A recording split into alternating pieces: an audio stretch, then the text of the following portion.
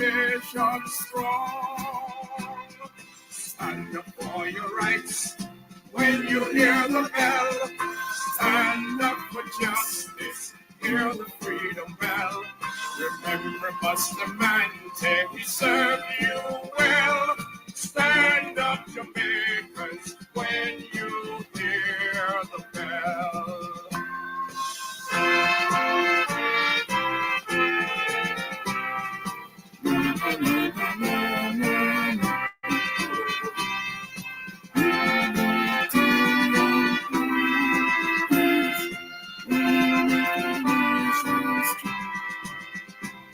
Stand up for your rights when you hear the bell.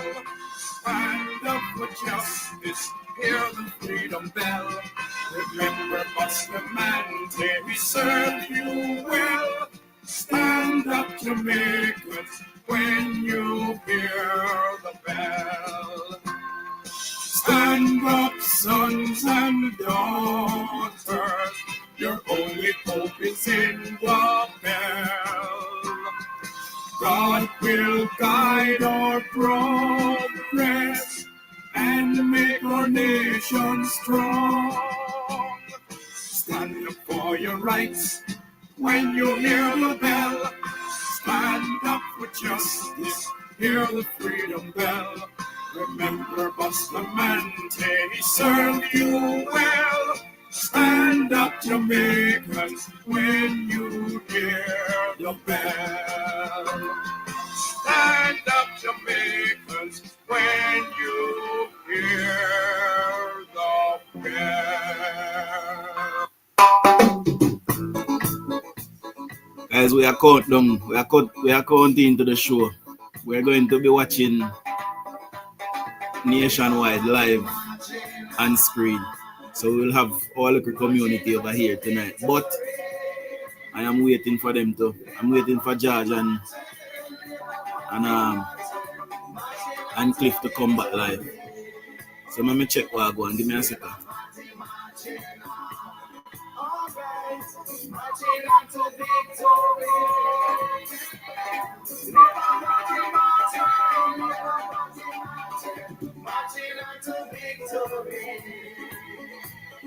Jump and shout, tell it all about, we shall have the victory.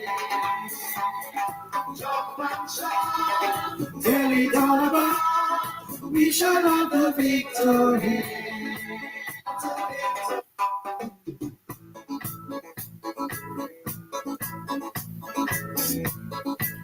Take me some by stage. We have a party marching on to victory. May I wait for nationwide to go back live, people. Marching on to victory.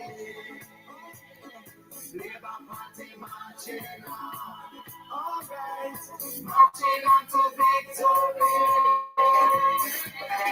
Labour Party marching, marching on to victory.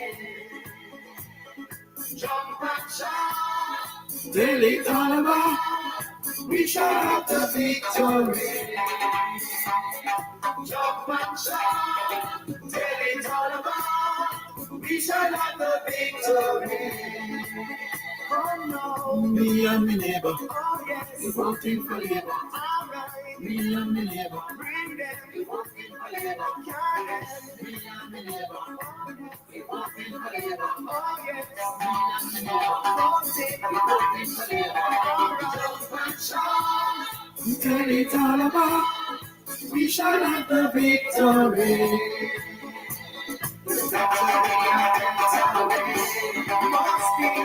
We are gonna make a change. Yes, we will. Nah, go on from PBCJ. We are gonna make a change. We got to be a better way. Yes, Mama Winston, you're nervous. We got this, man. Don't worry yourself.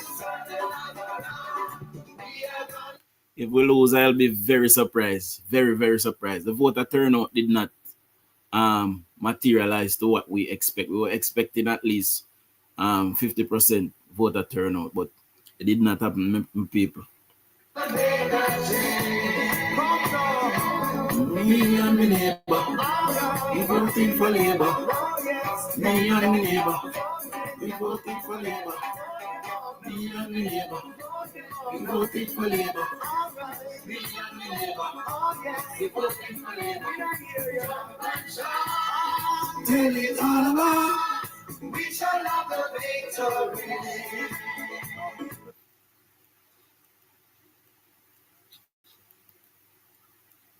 All right, give me a second, my people. We'll put down some.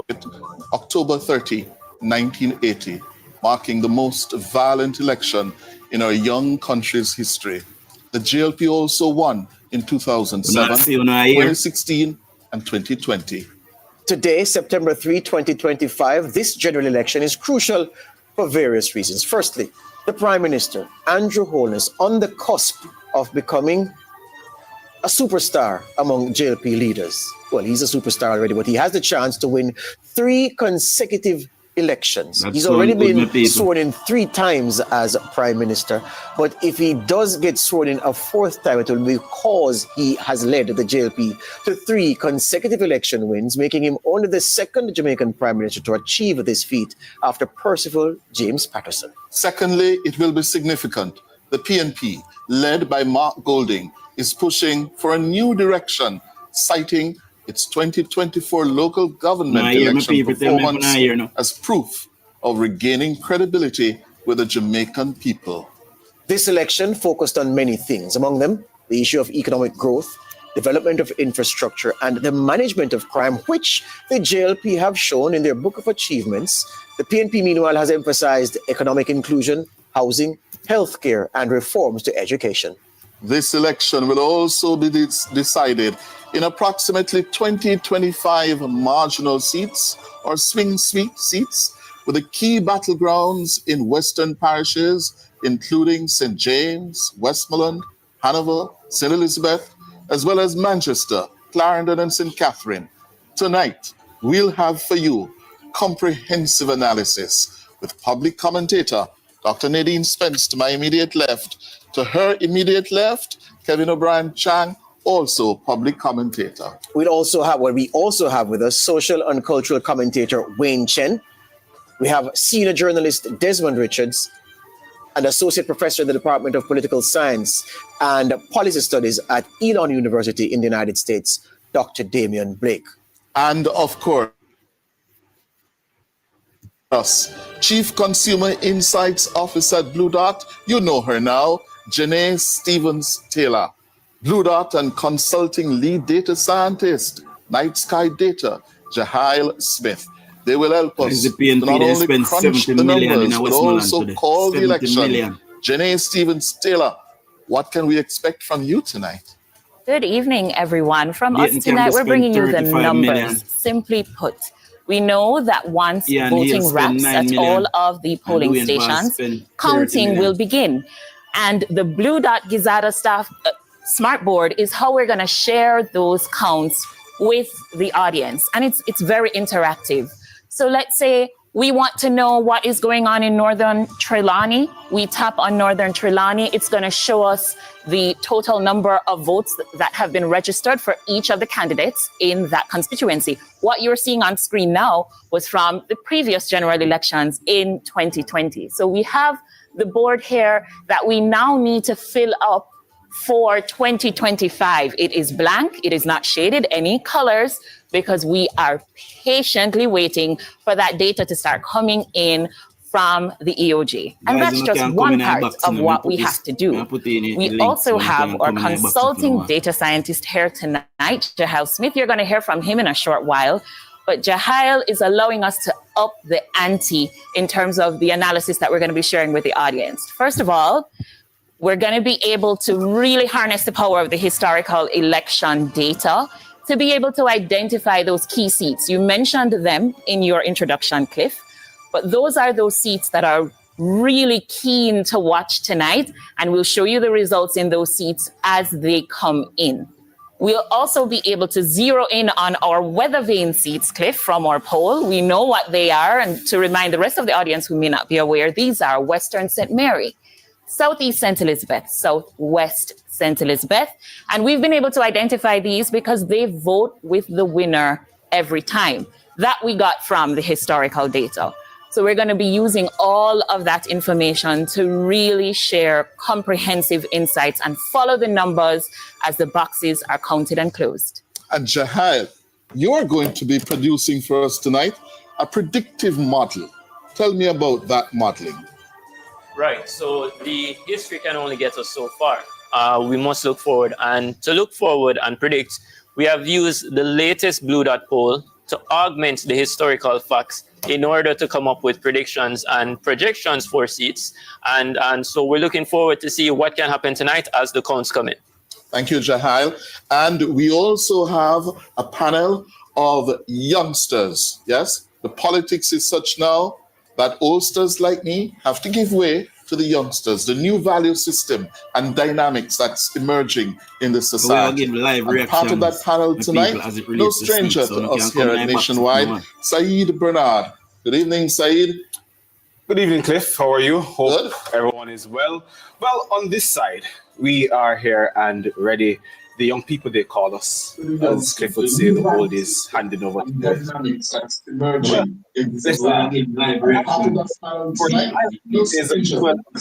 Public commentator, and to her left is Joshua Atkins, another young man who is here willing and ready to share his views on what the elections have meant to him. What has he seen, what she has seen as well, coming up to September 3rd, and how they think it will play out. What were the calling factors? What pushed the young people to go out and vote? Cliff, I can tell you, while social media, tweeting and tattling doesn't...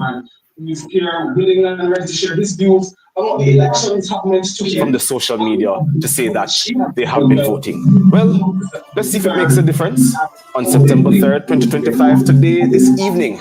Right back at you, Cliff.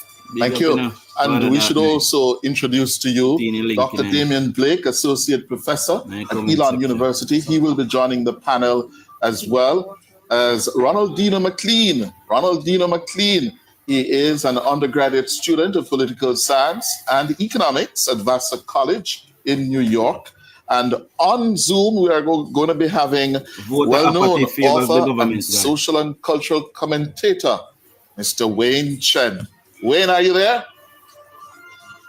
No sign of Wayne yet, but Wayne will be joining us. And of course, Sandra Roden will be alternating with Saeed Bernard. George Davis, you have been talking about your new surroundings, your set.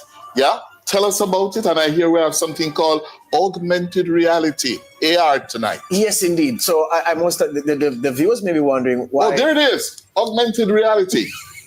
Oh, see them there. The millennials and the thing are gonna laugh at you. So you can't see from here. You have to look at the screen up there to see. Yeah, but so this is. So you need to explain to us what is augmented reality with these two men. So let me start with the set first. I mean, it's spacious. It's airy. It is the most modern television studio anywhere in the Caribbean. English speaking, francophone, Spanish speaking. Anywhere in the Caribbean you go and walk into a television studio, there is none that can touch this with a barge pole. And you know barge poles are long.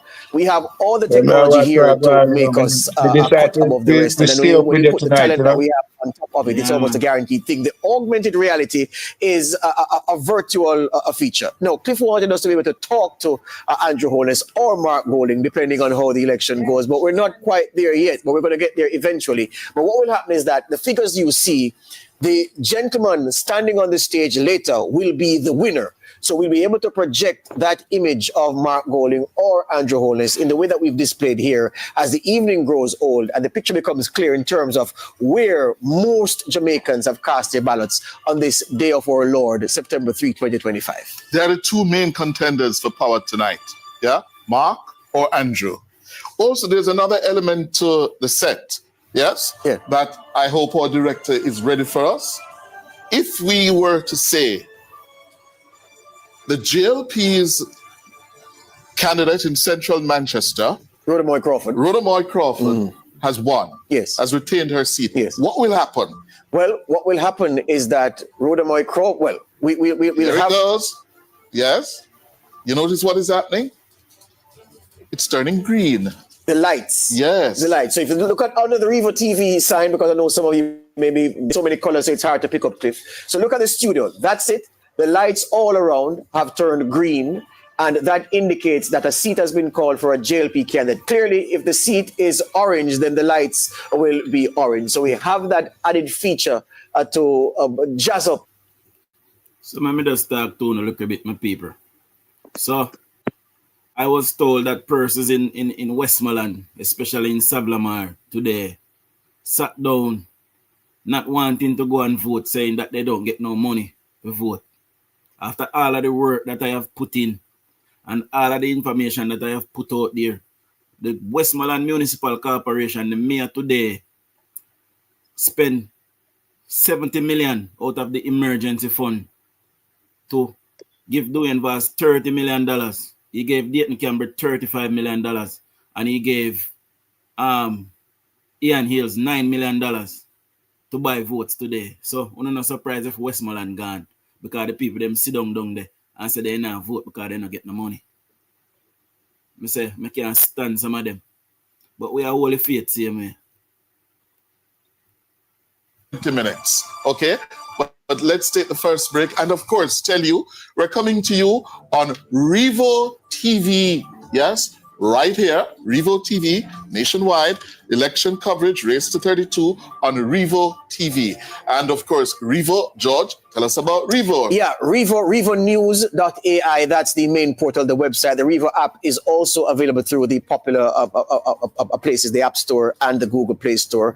Revo is revolutionizing how you digest your news content or you consume content. It is AI doing what you've seen AI in other people's videos doing. We are the first to introduce it. It's one of a kind in this hemisphere.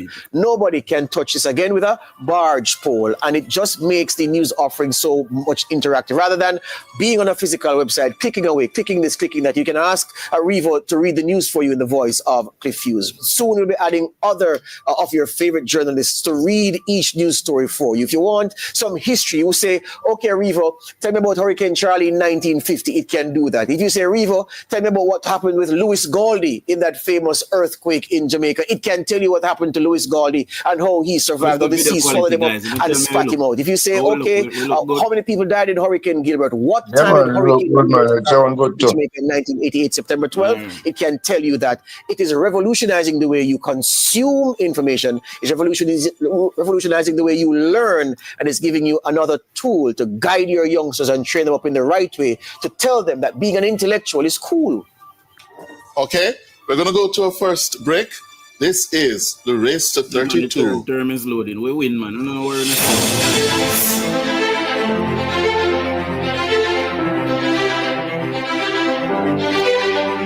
AI is taking the game of business and wisely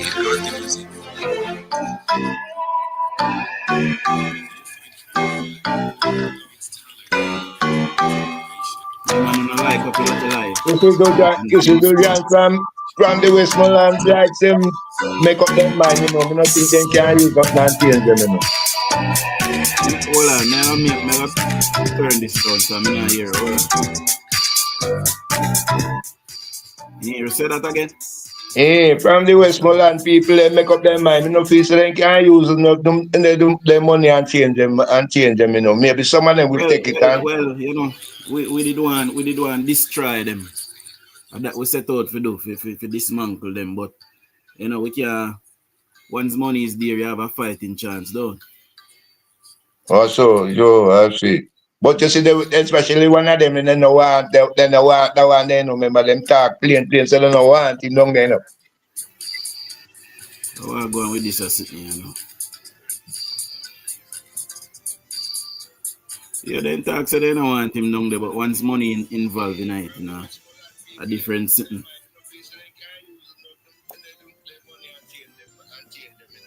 So like the boat vine, the boat vine, this matter can be investigated. Of course. So why then don't investigate it and lock up? Who will lock up? That one for happen. Yeah. But we'll see how it go now. We'll see how it go. Yeah. Yeah. Hold on, let me see the link. I don't know how I make it.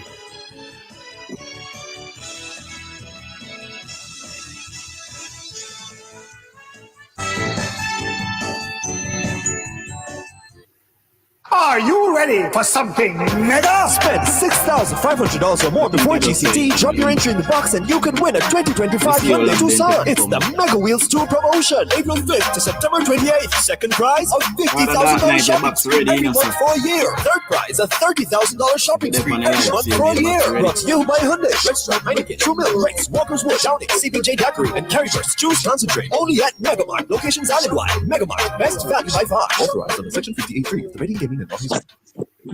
Getting ready for school is as easy as KB. Shop at Kingston Bookshop between July 14 to September 6, 2025 for your chance to win big in our back to school promotion. Spend just $5,000 before GCT, shop online or in store, and you could win $150,000 in cash, an HP laptop, or a Samsung Galaxy Tab A9. It's back to school the easy way, only at KB. Authorized under Section 58.3 of the Betting, Gaming, and Lotteries Act.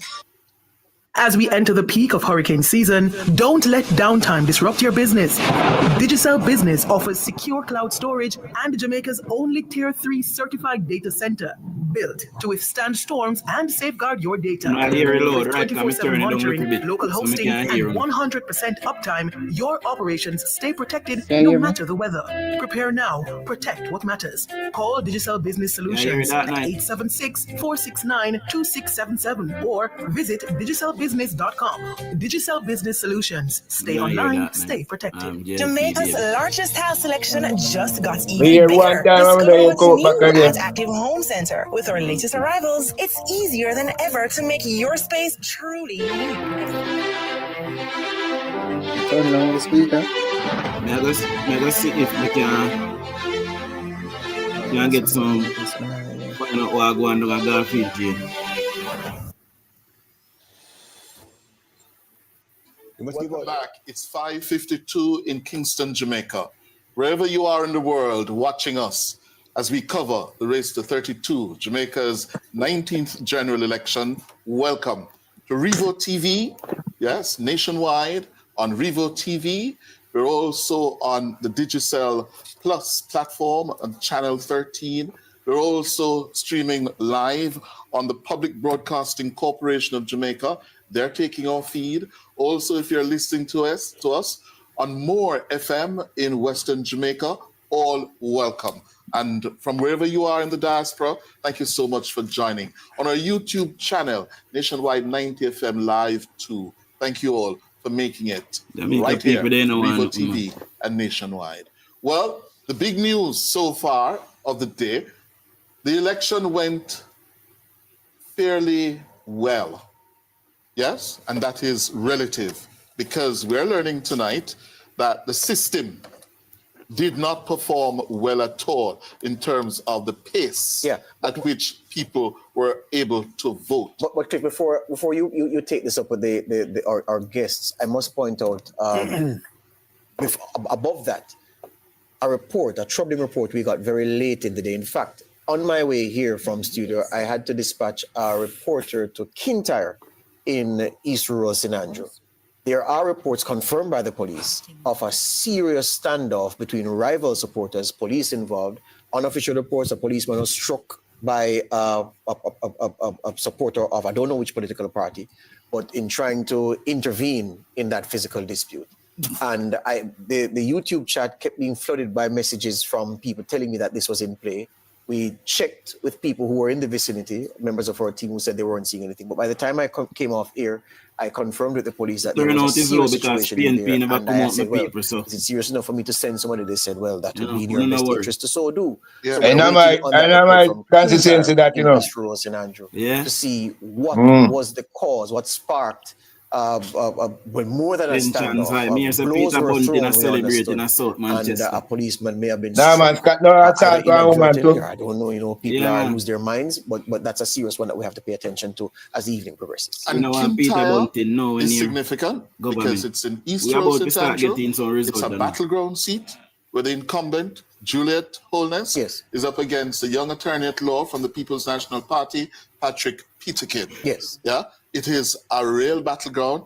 The opposition leader was in there. Yes. Throughout the day today. And it's a division tensions have been high. And it's a division that was won by the PNP in the local government election. Yes. So they are looking to shore up their support there as they try to build enough votes across the constituency, the divisions, take the seat from Juliet Holness. So that's something that we need a word on. Our producers are checking to see what the real situation is in Kintyre. But yeah, the system, and I'm sure Kevin and Nadine have something to say about the numerous calls I got while I was on here. And I'm sure you got them during your shift, about just how painstakingly slow. One woman told me, Dr. Spence, that she made an arrangement with her mother. She called me from Northwest St. James to say, okay, Mom, you go from 7 o'clock. You do the voting, come back, so I can go vote in Northeast St. Catherine. So she would take the bus, she says. So she was banking on her mother coming back, maybe 10 o'clock worse, so she could make the bus journey. She said her mother came back after 12. The woman was in the line for almost 3 hours waiting to vote at PD 32 in the Rosemount Community Center in Northwest St. James. Just one of a litany of complaints about slow voting. Yeah, I've been getting the complaints. People have been in WhatsApp groups talking about standing in line for over 2 hours. Just some people talking about the election day workers seeming to not be able to manage the crush or to give the instructions with enough clarity or to move the process along clearly. Quickly rather, about the electronic voter identification which had to be abandoned in at least one constituency because it was holding up the process. Yeah, not going as well as people expected it to be. So I think I heard one particular person describe, when we were expressing concern about low voter turnout, saying it wasn't low voter turnout yet, it was slow voting that was perhaps impacting the scale of the voter turnout. So it has been concerning. Yeah, but looking at the numbers, we reported at 5 o'clock that at 3 o'clock, according to the EOJ, the turnout was only 30%. Yes. Right. At 3 o'clock. Yes. I think and it was 15% at 11 this morning. Yes. So it means that unless there's been a surge between 3 and 5 or now, it seems as if we're going to be just above where we were in 2020. Well, I calculate, Kevin, that it will be above that because 2020 was 37%. 37.8. Yes, they're approximately 38. But the experienced watchers will tell you that between 2 and 5 is when the bulk of the voters come. And then you'd have, in some cases, which is unacceptable, hundreds trapped in the line at the 5 o'clock cutoff who have to be facilitated. And we were having a casual conversation earlier, Kevin, and we were talking about the voters list and the tidying up that needs to be done. But more importantly, what happens at the booth? There must be a way to streamline what happens at the booth because it's counterproductive. Well, let me give you some figures. In 2020, there were 724,317 votes. So if you look at the EOJ list and it's 30.41% of the 2,077,000, at 3 p.m., 631,859. So about 80,000 less, 93,000 less, and 2 hours to go. So it should surpass 2020. But I think a lot I keep telling people they're focusing too much on the registered voters. It's gone on massively, but a lot of those people only want the ID. It was a money election. So they keep talking about lower turnout. If you look at the history of Jamaica, on average of 31% of the population has voted since 1944. And I mean, the population age ups and down, right? We know that. But the only time we've gone above, we touched 40% once. And guess which year that was? 1980. You mean 80%? 40% of the population. Not on the registered voters. Population. Right. Because of 40% of the population voted in 1980. Right? But the average throughout our 8 years is like 31%. And a huge percentage of Jamaicans have never voted. And it's bounces up and down. It was 27% in 2020. but it's been lower. It was 25% in 1967. But Dr. Spence, to pivot from what Kevin has said, it's just a cultural thing. But clearly, to me, we need then to have a different way of calculating what we consider to be voter turnout, because it's painting the wrong picture. Yes, in the same way, that based on what we were taught in school, and I assume all of us were taught the same, even though we're different generations. The use of the simple mean as an average is so misleading in many respects. And I don't want to stray too far from the point, but to highlight the point I'm making. In cricket, for instance, a man would have played, or a woman these days, would have played 100 matches, and you say their average is 53. What it is saying to you is that each time this person goes to the wicket, they are likely to make about 53 runs, which is wrong. The average that you need to use is the mode. What is the score that they've made most frequently? So I'm saying that difference in how you calculate this thing is necessary, because as Kevin said, and I really agree with that point of view, if you have 2 million plus registered voters, and then at the day you say, oh, voter turnout was 38% and this is the problem. That's not the problem. So you calculate the number of people who are actually on the voters list who intend to vote, who actually go and exercise their franchise. Right. Not a man or a woman who registers to vote because it's the only form of legitimate identification that they have in their possession. I'll give you another statistic. Yeah. In 1989, 45% of the population was registered to vote. In 2020, it was 70%. So this number has gone up significantly. But who says they all want to vote? No, most of them want the ID. I appreciate that argument as well. That in the face, ID they want. It's, we were having a conversation earlier, and we were saying, with needs, remember, said 2020 when needs becomes active, with so many people register to vote, if it is that what people want is a national ID. And if it is that voter registration, what we're talking about, what you're essentially saying, George and Kevin, is that voter registration is not an indicator of voter Absolutely intent. not. It's not. And what we are seeing more and more is that for a number of Jamaicans, this is not the case. Yeah. I also believe, perhaps because I have seen democracy. I remember some years ago, I was in Prague, and one of the conversations that we were having in that is how the young people in Prague, present day, had totally turned their backs on the revolution and were not voting and had taken the revolution for granted. I had been in South Africa where that conversation was being had as well, about how as time progresses and as we move away from the point of the critical change to democracy, people had become kind of, just not interested in that.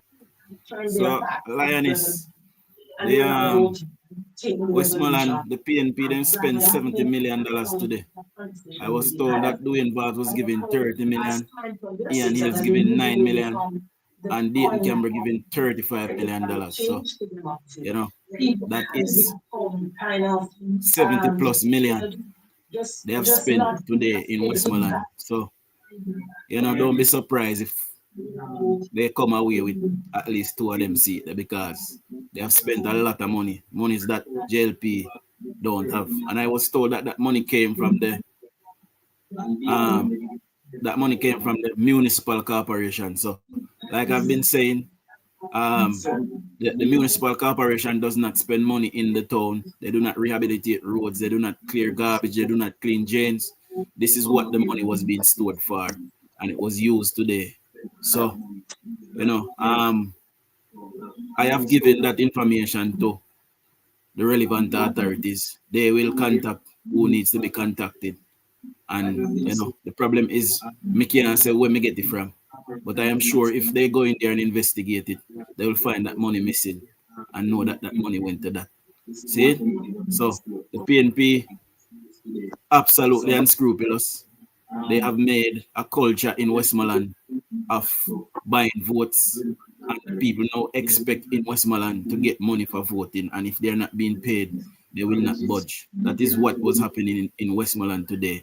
So let us see, let us wait for the result and see what happens, my people. See? These are the stories they tell you about people coming to them, and you have to take time and walk with them through the things. George, all I'm saying is, the swearing and the attest and the affirmation, it takes time. It's a fact. All I'm saying is, and I heard Horace Chang on this yesterday, the journalists, we have a wonderful democratic system, and some Some journalists, some people like to point out the 5% errors in a 95% good system. Let us acknowledge the goodness of the system first. But the system is not. I went there today to vote, 2 places, me and my daughter. It was wonderful. No free and easy. But that is counterbalance for the people who went there and yes, sir. And I'm saying maybe 5%. About 5%. More than that. It's more than that. It's just by our unscientific standards. The few people are going to complain. The 95% are not going to complain. Don't paint the wrong picture for the public. Kevin, it's not a wrong picture. It's a real thing. The amount of 5%, the 5%, yes. Kevin, is this how it's going to be? Let the point be made. Kevin, you do not have the benefit of the interface that we do directly. Cycle after cycle, you don't hear these messages repeatedly. So I can understand why you want to water down the complaint. It is a real thing that the interaction inside the polling stations, especially from those who don't have their IDs. Why do you think the EOJ is at pains? They send a clutch of press releases encouraging people to pick up their ID. Go to the EOJ office and regulate yourself because they know the difficulty that causes on election day. Those are facts. It's not my opinion, sir. And why don't people pick up their IDs? Because they can't be bothered. Why am I lazy? So when I go there, I'm lazy and I go there and have to wait in line. Whose fault is it? Picked up my ID. Exactly. Yeah, because I'm most Jamaicans like you. And hence the long lines. And whose fault is it? You're agreeing with me. Unless it is the lazy Jamaican fault. Professor Davian Blake. They want IDs. Which one should I say? Professor Davian Blake and Wayne Shed are online. We're introducing both those gentlemen to the discussion. Professor Blake, my friend, good evening, sir. Good evening, John. Good evening, Cliff. Hi, Wayne.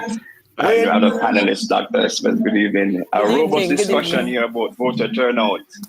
I think from what I've been hearing, I think that the problem with the identification, and so if you don't have an ID when you go in, you have to be fingerprinted, you have to do this swear, this oath, and all of that. Those things slow down the process.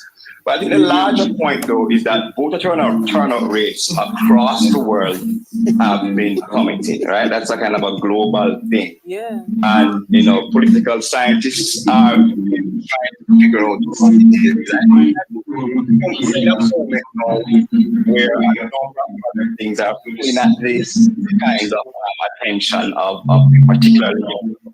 So I don't think that Jamaica is on a boat by itself. Globally, you tend to get decline in voter turnout rates. Interestingly, the higher rates in voter turnout are on the continent of Africa, like Rwanda. I realize an outlier because they have mandatory kinds of voting there. But I think to put it in context, I think that it's a global thing. But I think the problems that we're seeing today with people not having their ID. And the process, I think, whether in some places, I saw comments from some people that there was rain in some places, that is slowing down the kind of people that are turning out. Wayne?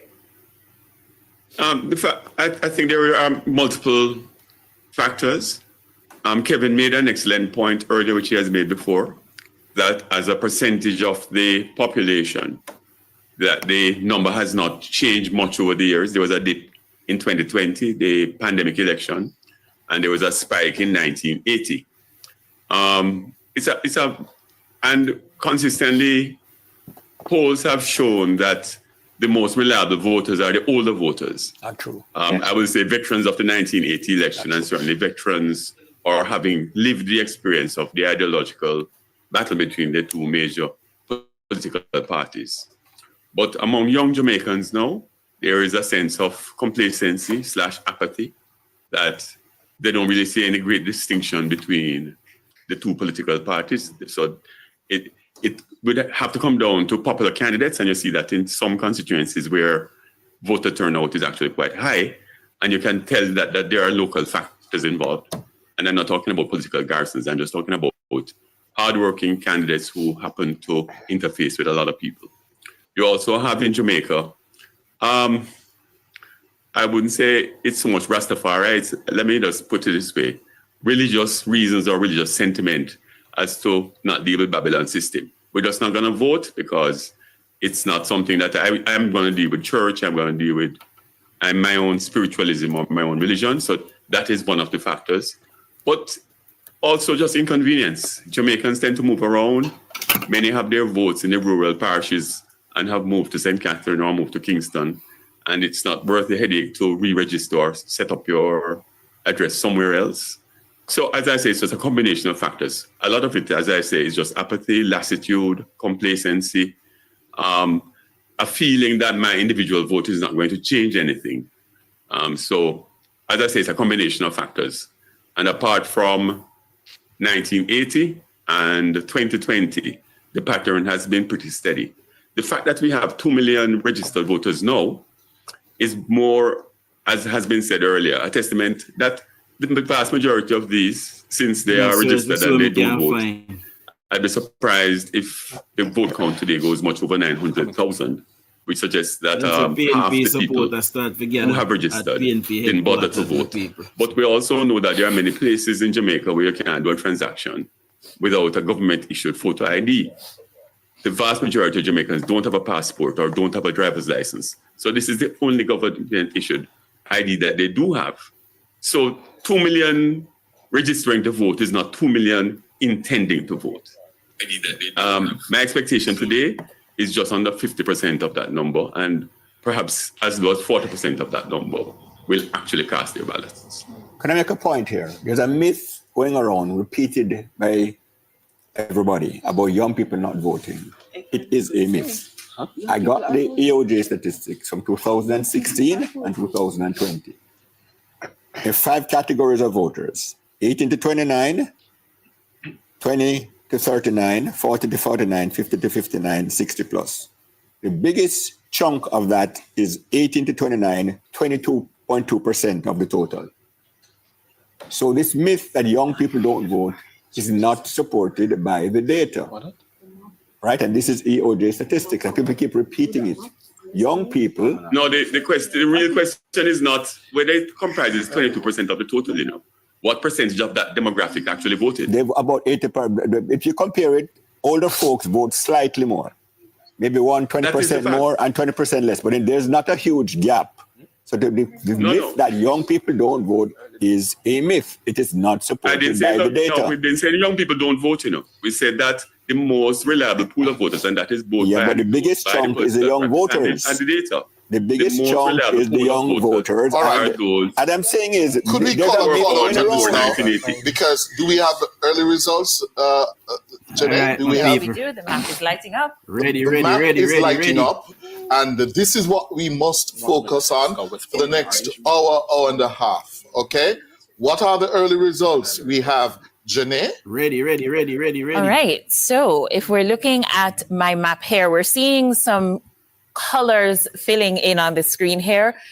To the viewers, where you see the color that indicates the party that is ahead at this time. Now, this is very, very early days. So starting in the west, we have numbers coming in from Westmoreland Eastern, just a few boxes counted, and really only 6 votes separating Dayton Campbell from the JLP's candidate, Daniel Lawrence, in that constituency. So we're very, very, very early on. But do we know how many boxes those are from? What numbers? Or what percentage of the vote? Like how many votes? That's not being registered just yet, but we can have an update for you the next time we go to the map. For each? Right. So in that seat there, 259 votes so far for Dayton Campbell, 253 so far for JLP's Lawrence. So early numbers coming in from that constituency there.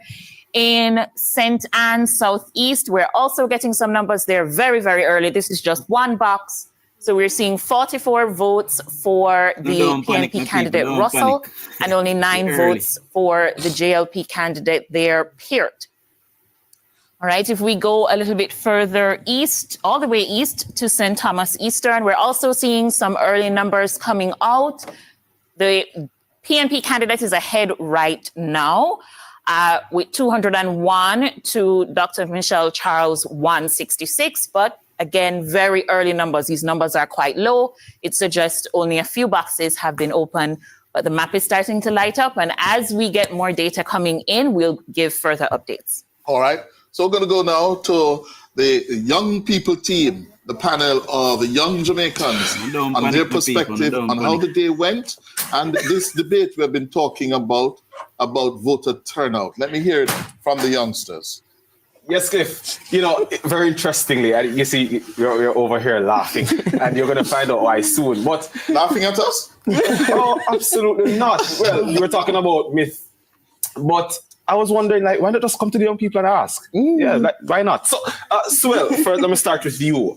This idea that young people aren't voting, what do you make of that?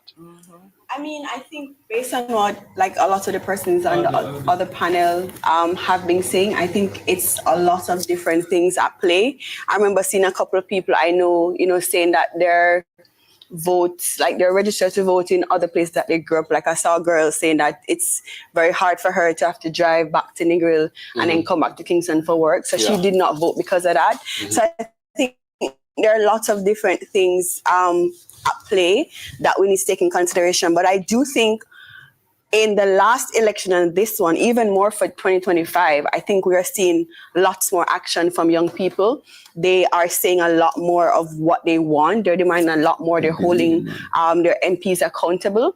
And I do think if you just look in the crowd, like from the rallies and stuff like that, we're seeing a lot of young people coming on. So I do think lots of things are at play, but I do see a lot more participation from us. Okay, and Joshua, well, I just heard Swell saying, there are certain factors, but certainly they're coming out, they're holding people more accountable. What do you think has played that part in this election for more young people to be coming out this time around?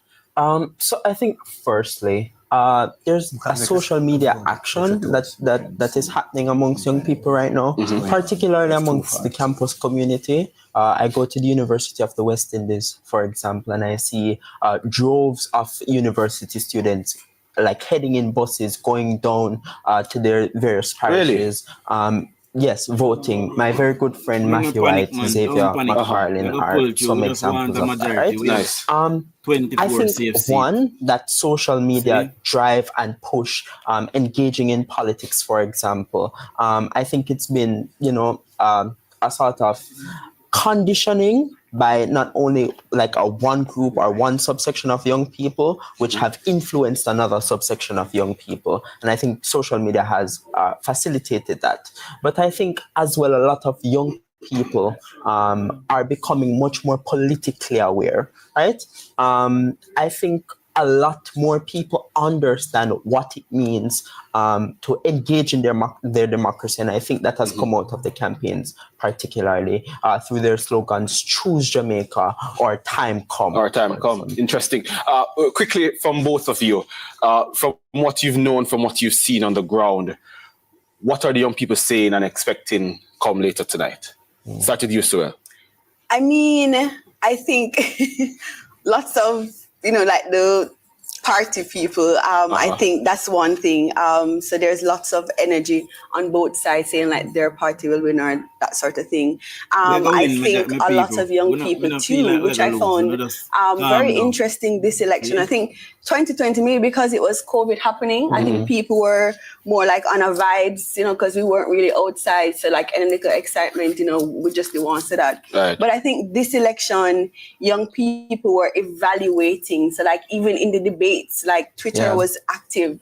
People were saying, oh, but what this person is saying doesn't sound like it makes sense and that sort of thing. So I think they are very engaged and listening to what the leaders are saying and questioning and evaluating those things for themselves. So I think young people are looking for those key things, like the employment issue is something that is still, very high up there on the list and things like that. So I do think we're looking for lots of different things depending on who you talk to and what side you talk to. But I think overall, I think what I have appreciated is how people have been listening and really paying attention. Okay, and something came to mind that the oldies, as they call themselves, are talking about, the ease of process. How did you find the process? So in my constituents, that is St. Andrew West Central, when I went to the primary school, the process was fairly easy. The line was fairly short. It wasn't cumbersome at all, at least in my experience. Very well. Well, So here you're hearing it, ladies and gentlemen. The young people have begun speaking. They're saying, well, there are a lot of issues at the forefront of the minds of people: employment, income tax, finances, the economy. A lot of people are thinking about healthcare. But you're also hearing that, well, the process, it was smooth, it wasn't cumbersome, somewhere in and out between 5 to 10 minutes thereabout. So let's see how things unfold. But what you're getting so far is the young people have been coming out to vote. It might not, or it is, we don't know, a myth that young people aren't voting. But certainly the data will come to the fore to tell us what exactly we're seeing. Well, that's it from us. We go to the break and we'll be right back with more. No, don't panic, my people. We're good. Good job. Yeah.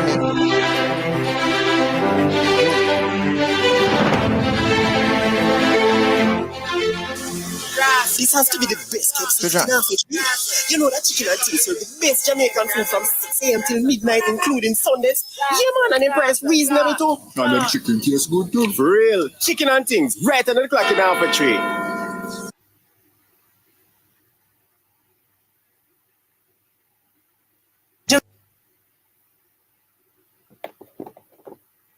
Jamaica's largest tile selection just got even bigger. Discover what's new at Active Home Center. With our latest arrivals, it's easier than ever to make your space truly unique. Explore ocean blues, botanical greens, and soft sandy neutrals that bring a calm, effortless vibe. From bold patterns to sleek, large format tiles in glossy or matte finishes, every room makes a statement. Shop now at Active Kingston and Montego Bay. Active Home Center. More savings, more choices.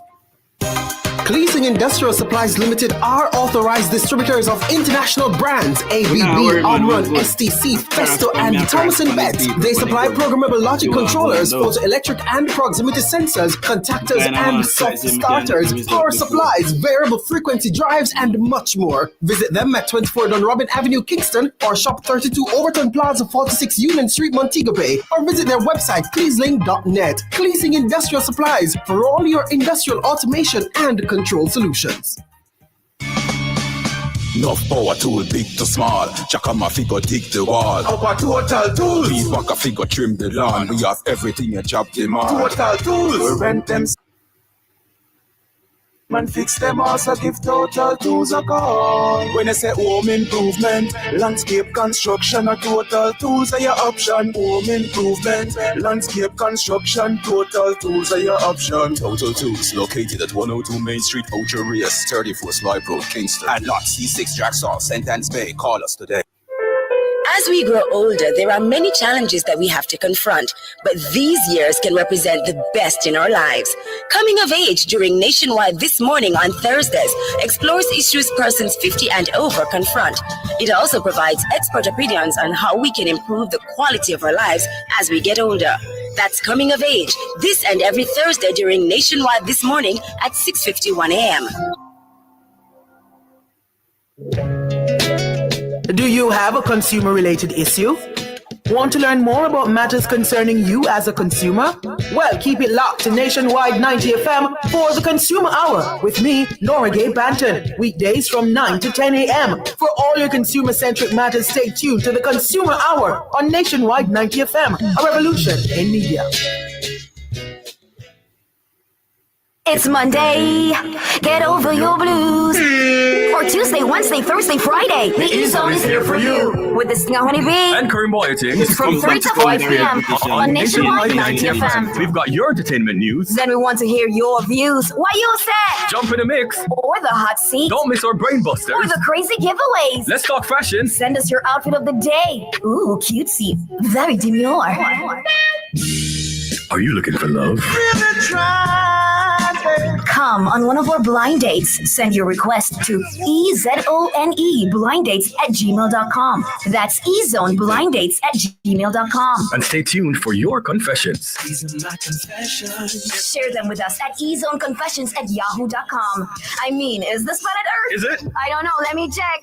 Either way, it's got a buzz. And a bugger thing. Ow! Ow!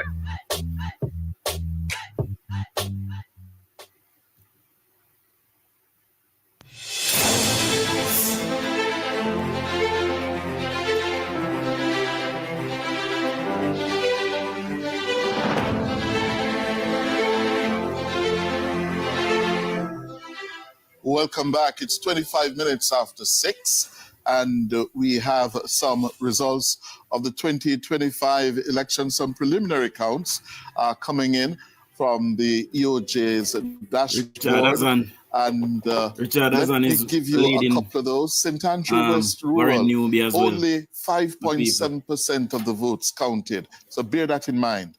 Okay, only 5.7% of the votes counted in West Rural St. Andrew. The PNP's Joan Gordon Webley is leading with 483 to Juliet Cuthbert Flynn of the JLP 379. Okay, so that's in West Rural St. Andrew. The constituency which has had the highest number of votes counted so far is Clarendon Northwest. Clarendon Northwest, where 20% of the votes have been counted.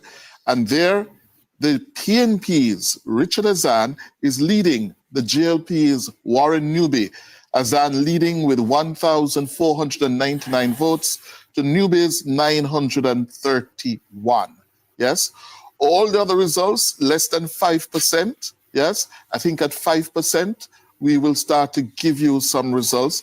Everything else, less than 5% counted, yes? So of no real significance And to yet. put that into further context, Cliff, let's just tell the folks that based on what the EOJ just showed, about 8,000 votes across the island have been counted so far. Yeah, 8,000 across the island. I remind you that in 2020, 724,317 votes were cast nationally.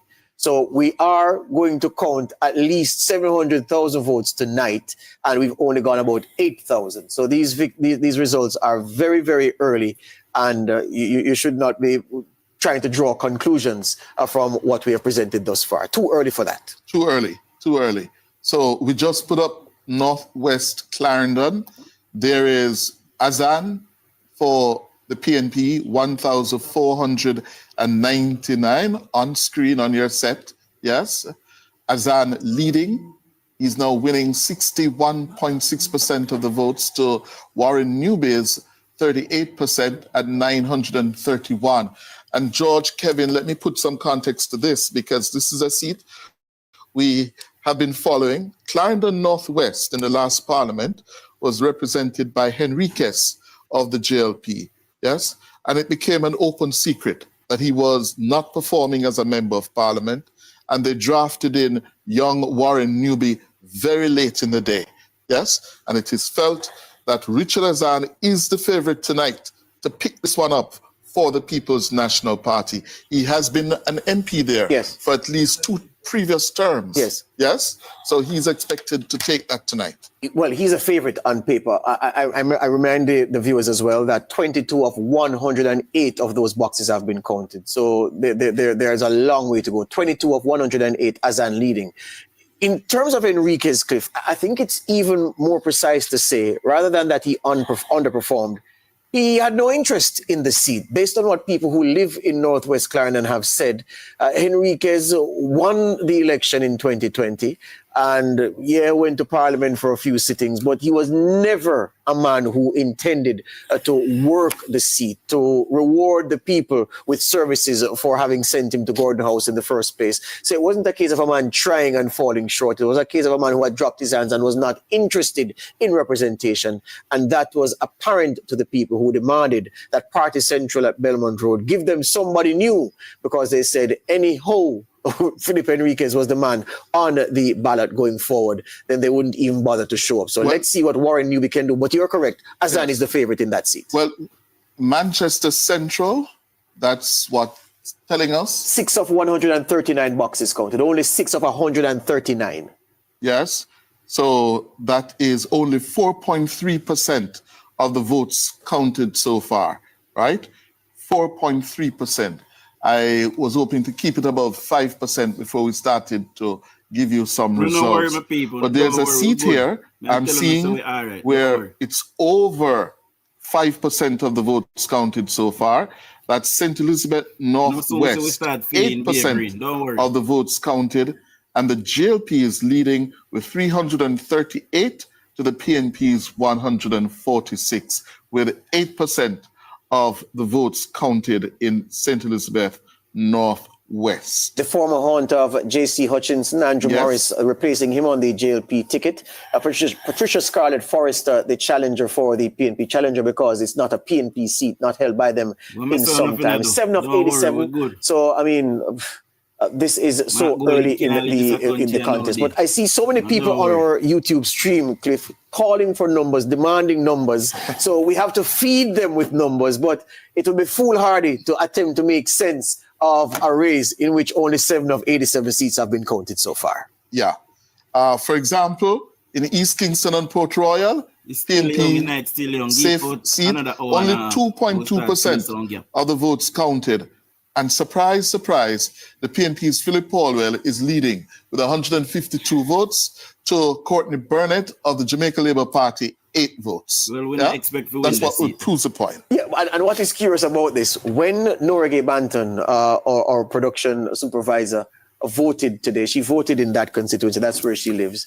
She says the disinterest of the JLP in this seat was evidenced by, I think she said there were no outdoor agents for the JLP there at the polling station that she voted at. And that just goes to show you that the opposition, the JLP had written off East Kingston and Port Royal. It is alongside Central St. Mary, for me, the most orange of orange seats. Apart from 83, Portland West, only 1.9% of the votes in, and the PNP's Doreen Campbell is leading with 75 to Daryl Vaz's 37. More in context, less than 2% of the votes counted. Precisely 2 of 104 boxes in Western Portland have been counted. 2 boxes out of 104. In Trelawney Northern, only 1.4% of the votes counted. And the PNP's Wickham McNeil is trailing the JLP's Tova Hamilton. Tova Hamilton leading with 128 to McNeil's 51. In North Central St. Catherine, we just got a flash there, North Central St. Catherine. If I got that graphic again, North Central St. Catherine is showing the PNP candidate leading in that one. No count yet from West Kingston. North Central St. Catherine? Yeah, what do you have there? The JLP is leading with only 3.7% of the votes counted, 3.7. The JLP is leading with 176 to the PNP's 165. This is Natalie Nita Garvey's seat. Yes, that she's expected to carry comfortably. But with only 3.7% of the votes in, the JLP is taking an early lead. But that, as I said, we've been saying, no trend yet. No trend. Yeah, no, where am I? Yes. Okay. And in St. Catherine South, that is Fitzjackson's seat. Fitzjackson, 4% of the votes counted. Fitzjackson is leading with 380 to 203 for Delroy Dobney for the Jamaica Labour Party. 6 of 150 boxes. Exactly. All right. So those are some of the early results we have. The moment we get it updated, we'll give you some more of the results. All right. So what we need to talk about at this point is not just the voting turnout, and not just the fact that there needs to be something. People talk about clean up voters list. I wouldn't put it like that. But there is no way that we can be satisfied with how the process went for so many people, notwithstanding that so many more had a streamlined experience. Fact of the matter is that we are dealing with an electoral process that has come such a far way that it is not too much to ask for the powers that be to sit down, look at the whole process again, and iron out the pain points, because there are pain points. Guys, please subscribe to the channel if you're here watching. Please subscribe as someone to the channel, who does not have trouble inside the polling booth to believe that is the majority, and it's only a minority. So we should ignore the complaints from those who time after time have difficulty when they go to the polling station. There was one lady who called this morning who said she spent an hour in West Central St. Andrew.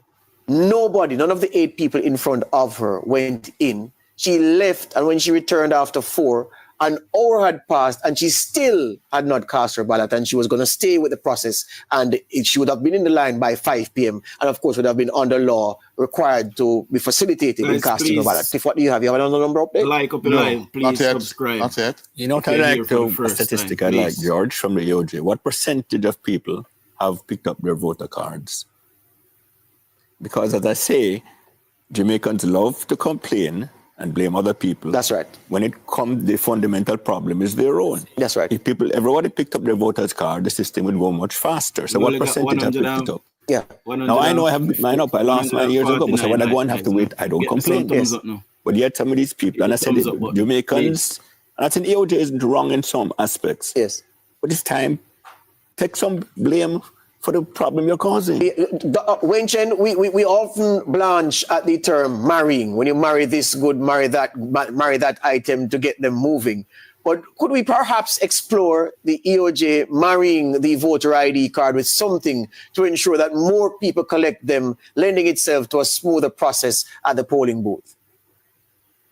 Well, the fact that you need the card for many transactions suggests to me that many of the cards sitting there, and this is something perhaps for a future program. I don't think we have tracked the number of Jamaicans who have actually left the country. There is when I travel in the Eastern Caribbean, I see far greater numbers of Jamaicans there than any official figures suggest. And I suspect that the number in other jurisdictions tends to be high. Also, I adverted earlier to people leaving the parish of origin, whether Manchester, where I am sitting down now, and moving to St. Catherine or Kingston or St. James more and more for work, and just not bothering to go back to the local office to pick up the card. So it's multiple reasons. I think successive governments have done what is necessary in terms of requiring a government-issued photo ID for certain transactions. And if that is not sufficient spur, I don't think there's much else you can do at this point. Now, when we transition to the NIDS, the National ID card, all of this discussion will become redundant. Professor Blake? Yeah, I agree with Wayne that, marrying with the NIDS is going to clean up a lot of that. But I'd like to talk a little bit about civic engagement. I think that there needs to be a kind of relook at civic engagement writ large. Because if people have the IDs and they don't pick them up, they went through the process of trying to get them, they didn't pick them up, right? Then that is saying to me that there's something deeper than just getting the IDs, that the civic engagement, the act of actually going into the polling area, there's a disconnect there. And so, the both political parties, they do a lot in terms of their campaigning and the jumping up support in the base. But, there needs to be, I think, a more sensitization around the value of civic engagement and people's kind of responsibility in being a part of the political process. And on the youth panel, they talked about the different ways that young people, for example, are engaging in politics, right? And with social media, they are letting their voices heard in those kinds of ways. But the way that really matters is actually casting the ballot. And I think that, education, I think, academics, the school system, that we all have a role to play in going back to that old school fundamental civic engagement. We have to do that. The dark arts, gentlemen, were at play in this election campaign, especially in the last days. And even today, the FID had to issue a statement saying that a message being circulated on social media about the entity recommending that the Prime Minister be charged for serious crimes was false. Then we heard the police issuing a statement to say that a bomb threat at a BPO off Port Henderson Road in Portmore St. Catherine was being dealt with, that the staff had been evacuated and that they were attending to it. Then we saw, at least in one constituency, where a candidate was reporting that her team felt intimidated inside a polling area where rival supporters had blocked the roadway, preventing vehicular traffic from coming through, and created an artificial bottleneck to prevent people from coming in. Then you had a series of coordinated bomb, which they turned out to be bomb hoaxes late last week as the security forces and election day workers went out to vote.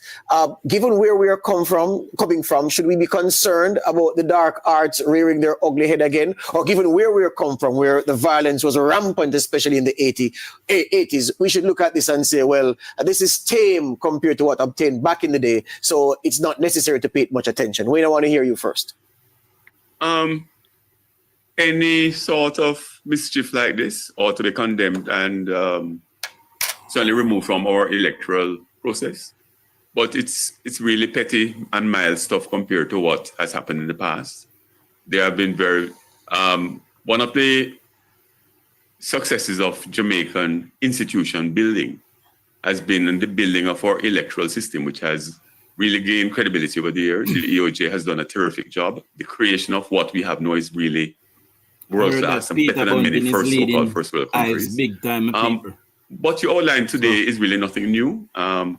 A decade ago, I knew of instances where strange men on motorcycles would ride into certain communities and perform all sorts of acrobatics on their bikes in the middle of the night to intimidate people to stay home. People would be intimidation. I don't see today at the same level as I would have seen 40 years ago. Nowhere. We haven't had any instances of violence, people being attacked or harmed for their political views or their voting patterns. In fact, this election, 2025, I've seen more people in orange and green mingling on the road than I've ever seen in any general election in this country. We have matured terrifically as a country. And the little, I don't want to minimize what you have said in any way, George. But over the years, I've spent time almost as a confessor to hear some of the tricks that political activists of all stripes have done over the years. I've heard people laugh and remember how they sabotage a whole political party's communication system by literally chopping down antennas and destroying. This is pre-cellular phone days. Yes. So the sort of acts of sabotage that I have had people tell me about directly, the acts of intimidation, the acts of violence, because I've interviewed many, many Jamaicans over the years. This generation of young Jamaicans would not have any concept of where we are coming from, apart from hearing about it in the historical context. But what I saw today, and I drove around quite a bit, was a lot of intermingling, a lot of camaraderie on the road, which is really, really good. I mean, as somebody who has been in the witnesses process since 1972, it's the best I've ever seen it. But of course, we'll condemn any trickery and flimflammery. But where we are today is a far cry from where we're coming from. And so should we be more accepting, Kevin? And should we say, well, the things that have cropped up, that I've listed, are not so serious, given as Wayne said, we were dealing with far more serious things not so long ago? We can walk on sugar, and as Dr. Horace Chang said yesterday, I heard him, we need to celebrate our democracy more. We have a wonderful democracy. This election is unquestionably the best in our history. I was voting today and the two rival camps are laughing and joking with each other. We're the envy of much of the world. So to let a few instances of skullduggery blank out the 95% good. Of course, if you don't stamp out the skullduggery, it will grow. And it's like a cancer, you got to cut it out and kill it. But let us celebrate how far we have come. And this is one of my problems with the Jamaican media. They often focus on 5% of negativity, and the 95% positivity is just not paid attention to. And we need to let people know how special our democracy is. I'll give you one special aspect of it. Yes. We have a white man, full British Jew, leading a 95% black country, and it's not even thought worthy of comment. Yeah. Nobody considers it an issue. Yes. Now in the rest of the world, it's unthinkable. Yes. Yeah, you have a minority leaders, but they always think, what does it mean and all that? Yes. Nobody's asking what it means because it's taken for granted. Yes. So we need to look at the positives and tell people, let them understand. The Jamaicans have a very negative view of politics, naturally, because of what happened in the 70s and 80s, a close civil war. We've come a long way, but unless the media tells them and educates them, they're going to have a negative view of politics continually. Well, we have some more numbers. They're not coming up on the smart board yet from the electoral office, but I have sources all over the country, right, who are inside the preliminary counts. Oh my gosh. And in West Central St. James, A seat that we were speculating before the elections is going to be a toss-up, Marlene Malahoo Fort and Dr. Andre Horton. Well, 12 boxes counted. Malahoo Fort has won 9 of the 12 boxes. Andre Horton has won 3 of the 12 boxes. For example, at the preliminary count in PD 20, Malahoo Fort won 55 votes to Horton's 47. In PD 40A, Malahoo Fort gained 50 votes to the PNP's 33. And also in PD 16, JLP edged out the PNP 49-45. In PD 41A, Malahoo Fort won that comfortably with 92 votes to the PNP's 59. PD 54, she gained 93 votes to the PNP's 73. PD 21, 58-41 to Malahoo Fort. Yes. PD 53, she won 83-63. Still early days, 12 boxes, yes, but the EOJ website is saying only 3.8% or just about 130 votes counted. Yeah? If you can bring that up for me, that's what they're showing there on the St. James West Central site. 2 of 106 boxes. Well, by my traditional method, when I came into journalism, this is how we used to do it. You hear, you smart young people? Yes. Yeah? Yeah. This is how we used to do it. But hold on, you should tell the folks though, and I'm looking at the same numbers you have here, that the numbers on the board just now are well behind the numbers you gave. So you have the more advanced numbers than the smart board gave. Yes. I can also tell you that in Northeast St. Andrew Cliff, Northeast St. Andrew. Stacey Knight versus Delroy Chuck. Yes. PD 16, 145 for Chuck, 28 for Knight. PD 64, 70 for Chuck, 32 for Knight. PD 65, 55 for Chuck, 119 for Knight. 66, PD 66, 119 for Chuck, 23 for Knight. So of the 4 PDs that we're looking at, Knight won one of those PD 65, the other 3 Chuck with daylight between himself and the attorney at law. What do you make of that one? The PNP has been talking up the chances for Stacey Knight, saying that she's going to create an upset. 65-32. When you have a 2-to-1 ratio, it's hardly likely you to swing it unless Chuck did something terrible. People are comfortable with him for years as an MP. Why should we suddenly vote this guy out? Well, we don't know. And there's no compelling reason. Yeah. I would be stunned if Chuck lost. I hear we have a live feed from Belmont Road and from the EOJ. Let's check in with Belmont Road to see what the mood is like as the Team JLP, led by the leader, the Prime Minister Andrew Holness, settle down. And we understand that they're watching this coverage of the election results show. Can we make that link with Belmont Road, the JLP's headquarters in St. Andrew? Good afternoon. All right, just a moment before we get that ironed out.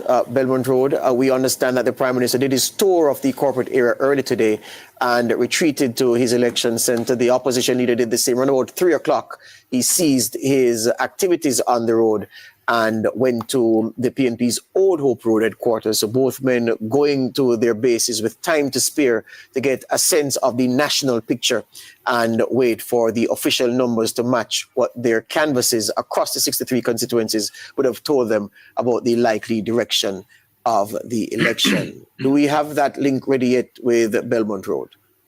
All right, we don't have that link. Did Horace Chang promise you some numbers? Well, he didn't promise me some numbers. I heard him promise you one seat count. He did say he'd have numbers ready for the media. Didn't say that he'd have numbers ready for the media. He said it back at 5 with a seat count, sir. That's right. I heard him clearly. And he said late after 4 that based on what he was seeing, that they were ahead. And I'm certain that if we had spoken to the PNP General Secretary at that time, he would have said the same thing, that his numbers were showing him and the PNP well ahead. Dayton Campbell with skin in the game. He is in Eastern Westmoreland. So too Dr. Horace Chang in Northwest St. James. May I ask Said and the youngsters to opine on where the health of the democracy, issues that have been reported by the media. Kevin always talks about the media focusing on the bad things, the few bad things, but if we don't, people say we're suppressing information.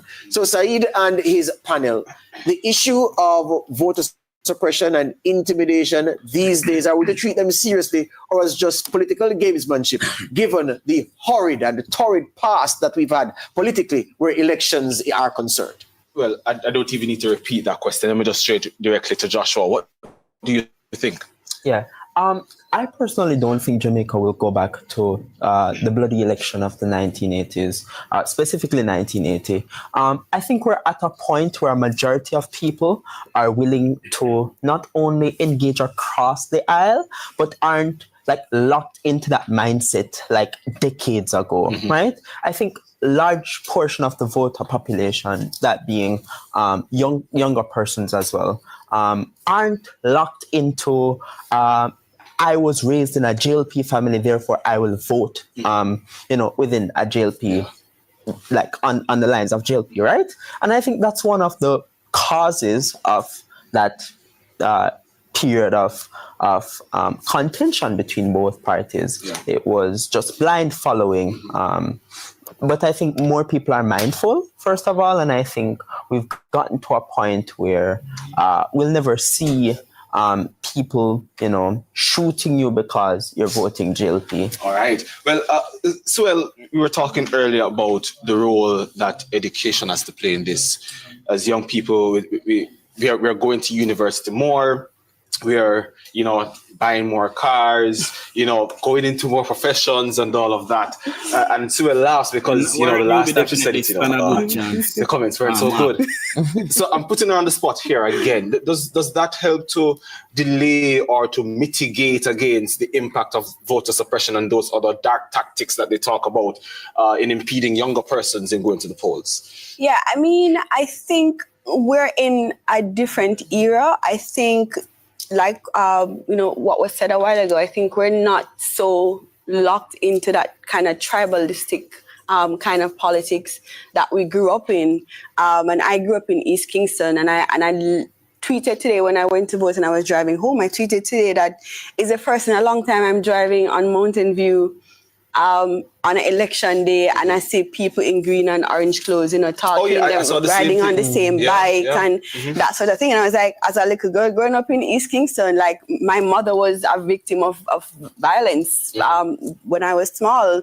So I don't see us going back to that stage. And I think one of the other things that we need to be aware of too is with the reduction of crime. I think people are sort of thinking twice before you do something stupid nowadays, because if you do something and it goes on the internet in 24 hours, the police are going to find you. So those little things, I think we're in a different environment, and I think people are not so quick to go to that extent to prove a point or that sort of thing. So I don't see us going back there, but I do agree that these little things that we've been seeing, like the people calling people not to vote for this party or, to stay home, I do think we should absolutely make it clear that we are not standing for something like that. Okay. And quickly, who do you think is more nervous?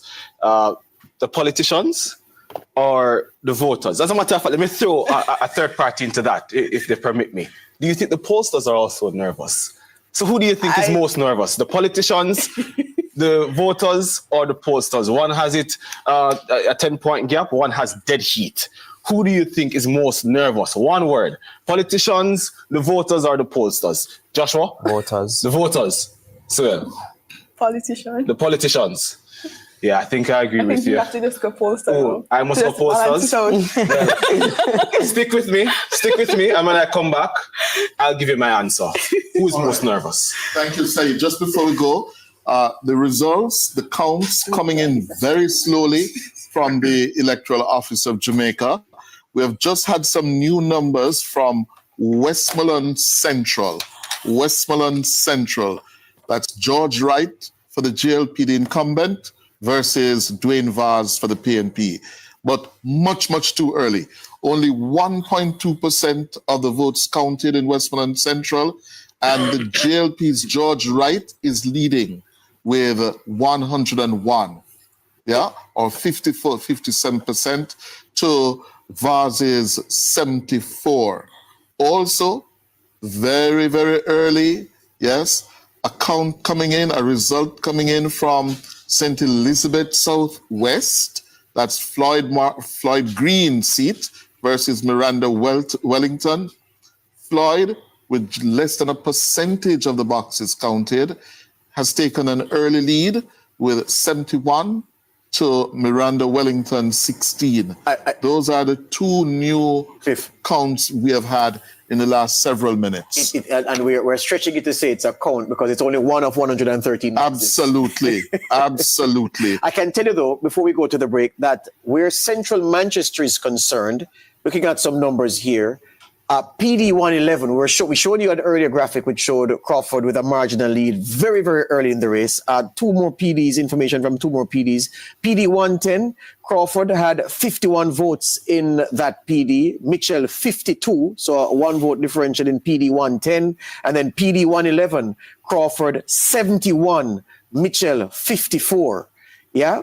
And PD 18 in West Central St. Andrew. West Central St. Andrew, PD 18. The results coming through now. PD 18. Marlene Malahoo Fort, 92 votes. West Central St. James. West Central St. James, okay, pardon. West Central St. James, Marlene Malahoo Fort, 92 votes. Dr. Andre Horton, 50 votes in PD 18 in West Central St. James.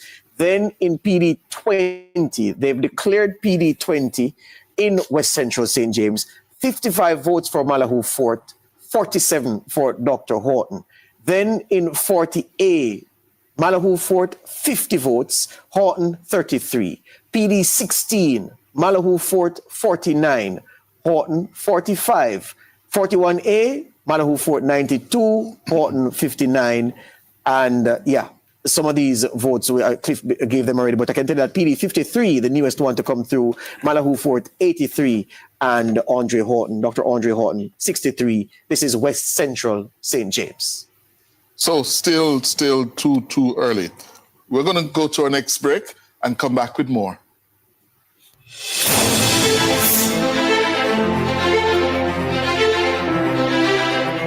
Early days yet, guys.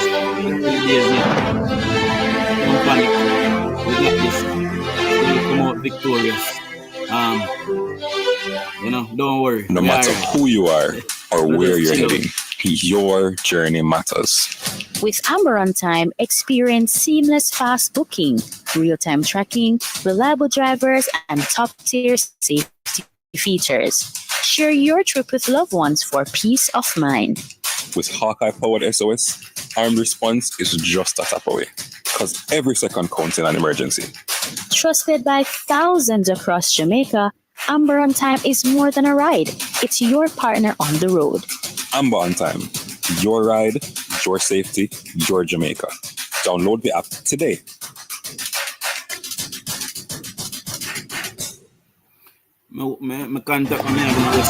For all your electrical needs, visit ABC Electrical Sales.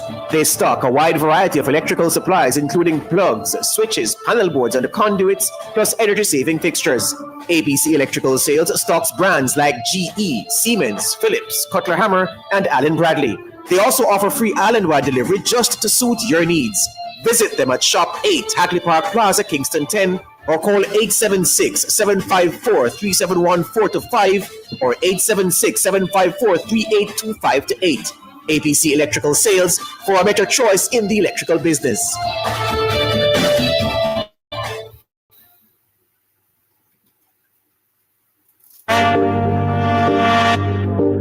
This is the World Championships Athletes Profile.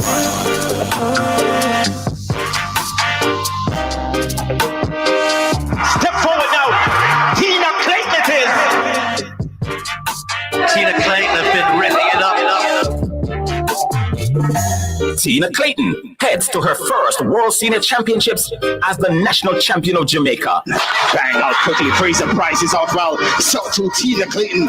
Tina Clayton comes forward. So to the Sharika Jackson. Tina puts up. Tina's still there. Tina Clayton, Sharika Jackson, and Shelly and Fraser Price. Tina Clayton gets the win this evening. And injury ravage 2024 forced her to sit on the sidelines and watched as her twin sister Tia captured the headlines at her first global event, the Olympic Games in Paris. Tina is without question at the forefront of a group set to take Jamaica's female sprinting into the future. Well, every athlete who wears that yellow vest in the sprints for Jamaica carries a certain responsibility, and at the moment Tina Clayton's carrying it very well. That she's a metre clear of the rest. There can be no better place to start than at the World Championships. In addition to beating the likes of Shelly and Fraser Price and Sharika Jackson at the Nationals, Tina finished a creditable second at a meet in Hungary against world-class field. Tina has got the two premier female sprinters in the world today in her sights, Melissa Jefferson Wooden and the Olympic champion, Julian Alfred. To stay healthy, that's the main focus for me. I feel really great, and I think everything that have happened this year is based on the setbacks that I had over the years. And sometimes, you know, when things ain't going right, you want to give up, but there's always a little voice to not give up. The 20-year-old bows into action on the first day of competition in Japan. Clayton there in main five. God bless, got away well, but now Clayton's well into a running. Jackson's got something to do, but it's going to be Clayton who's running away from the field, and she's won this in emphatic fashion. You can follow her progress on Nationwide 90 FM.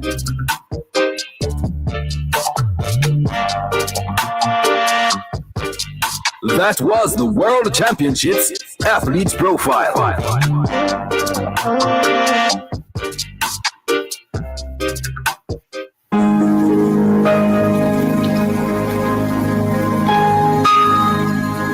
Hi there. Here's some good news for these trying times. Quote, by God's word, I can see where I'm going. They throw a beam of light on my dark path. Unquote. Psalm 119, verse 105. Listen for God's word weekdays at 5:45 a.m. and 12:55 p.m. through Oasis. Stop by for a refreshing drink and share a God perspective for the day. Oasis. Weekdays 5:45 a.m. and 12:55 p.m. right here on Nationwide, a revolution in media. The rebroadcast of the Oasis can be heard weekdays at 5:45 a.m. Not a mercy. This one is very classic, dedicated to all schoolers who are taking them. If you've ever struggled to pass an exam, then you'll know that students today are under great pressure to get good grades and secure qualification needed to move on to higher education. The problem is that too many students are struggling alone and could really benefit from connecting with hardworking teachers and other bright students in other parts of the country and the region. Join me, Dennis Brooks, this and every Friday evening from 8 to 9, with a repeat on Saturday morning from 8 to 9. For the A-Team, a study group on radio, my team of teachers, students, and experts will break down the syllabus, giving you information, tips, and past paper questions that will help you get top grades in your upcoming exams. Follow us on Facebook Live and on Twitter and be a part of the community. It's the A-Team. Fridays at 8 p.m. with a repeat at 8 o'clock on Saturday morning. It's your free extra class on radio and social media. And it's right here on Nationwide 90 FM, the revolution in media.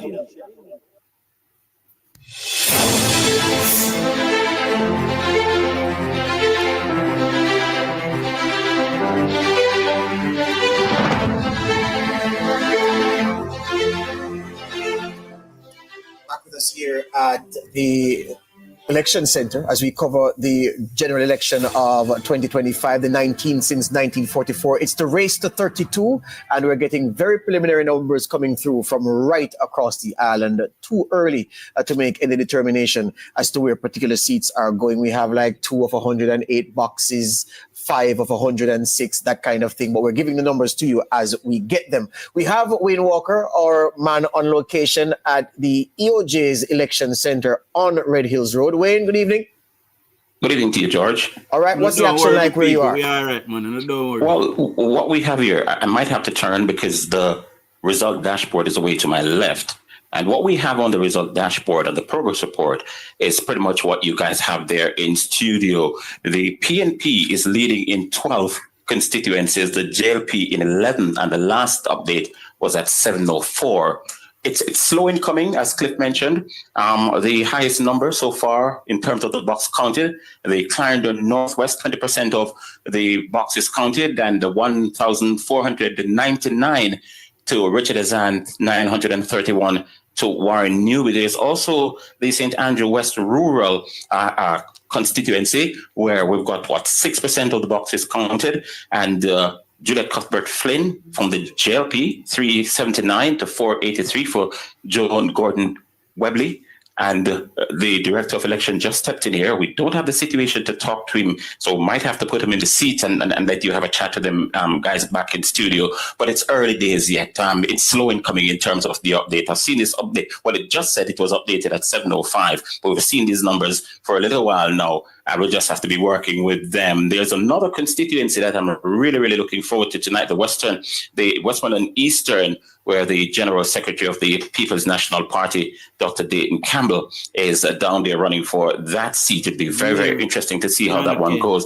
The Kingston Central seat also is going to be a one to watch tonight. I was down there today and it was all action with Donovan Williams defending his seat against the newcomer to representational politics, Steve McGregor. So yeah, generally we've seen these numbers up for the longest while. Not so sure why they've not changed as yet, despite it says it was updated last at 7:06. So the PNP, they're leading in 12 constituencies, the JLP in 11 of them. And that's pretty much what's happening here. I mean, a lot of media representatives are here. Wayne, may I ask you, Wayne, Wayne, may I ask you, Yes. well, not that it is pointing to anything significant, but I just want to get an idea of the progression of the count. Based on what you have and what you're seeing on the board, is it only one seat in which any of the candidates there has breached the 1,000 vote mark? And that is in Northwest Clarendon, Richie Azan, am I correct? Easily. And the closest to that, just to put it into context, the closest to that is 443. The last time I looked at 483, and that was in St. Andrew West Rural. Yeah, it was the same one as Juliet Cuthbert Flynn and Joan Gordon Webley. So yeah, by miles, the 1,000 mark has only been breached only by the Azan newbie situation down there in Clarendon Northwestern. Yeah, and I can tell everybody, because we've been having some challenges here, it's not a secret to say, and I've just confirmed that the major internet providers are having challenges. I've just seen people sending me screenshots of their TV where they're getting a message. For instance, Digicel Plus is saying some customers may have experienced difficulty browsing the internet or noticed degraded TV service over the past few hours, and the teams are working on it. And you get that perpetual circle moving to indicate that there are internet problems there. My own home, they're not able to watch the coverage because there's no internet service there. And again, it's the same message that is there. So internet outages across parts of the corporate area, compromising work that the internet, of course, facilitates happening in quick time.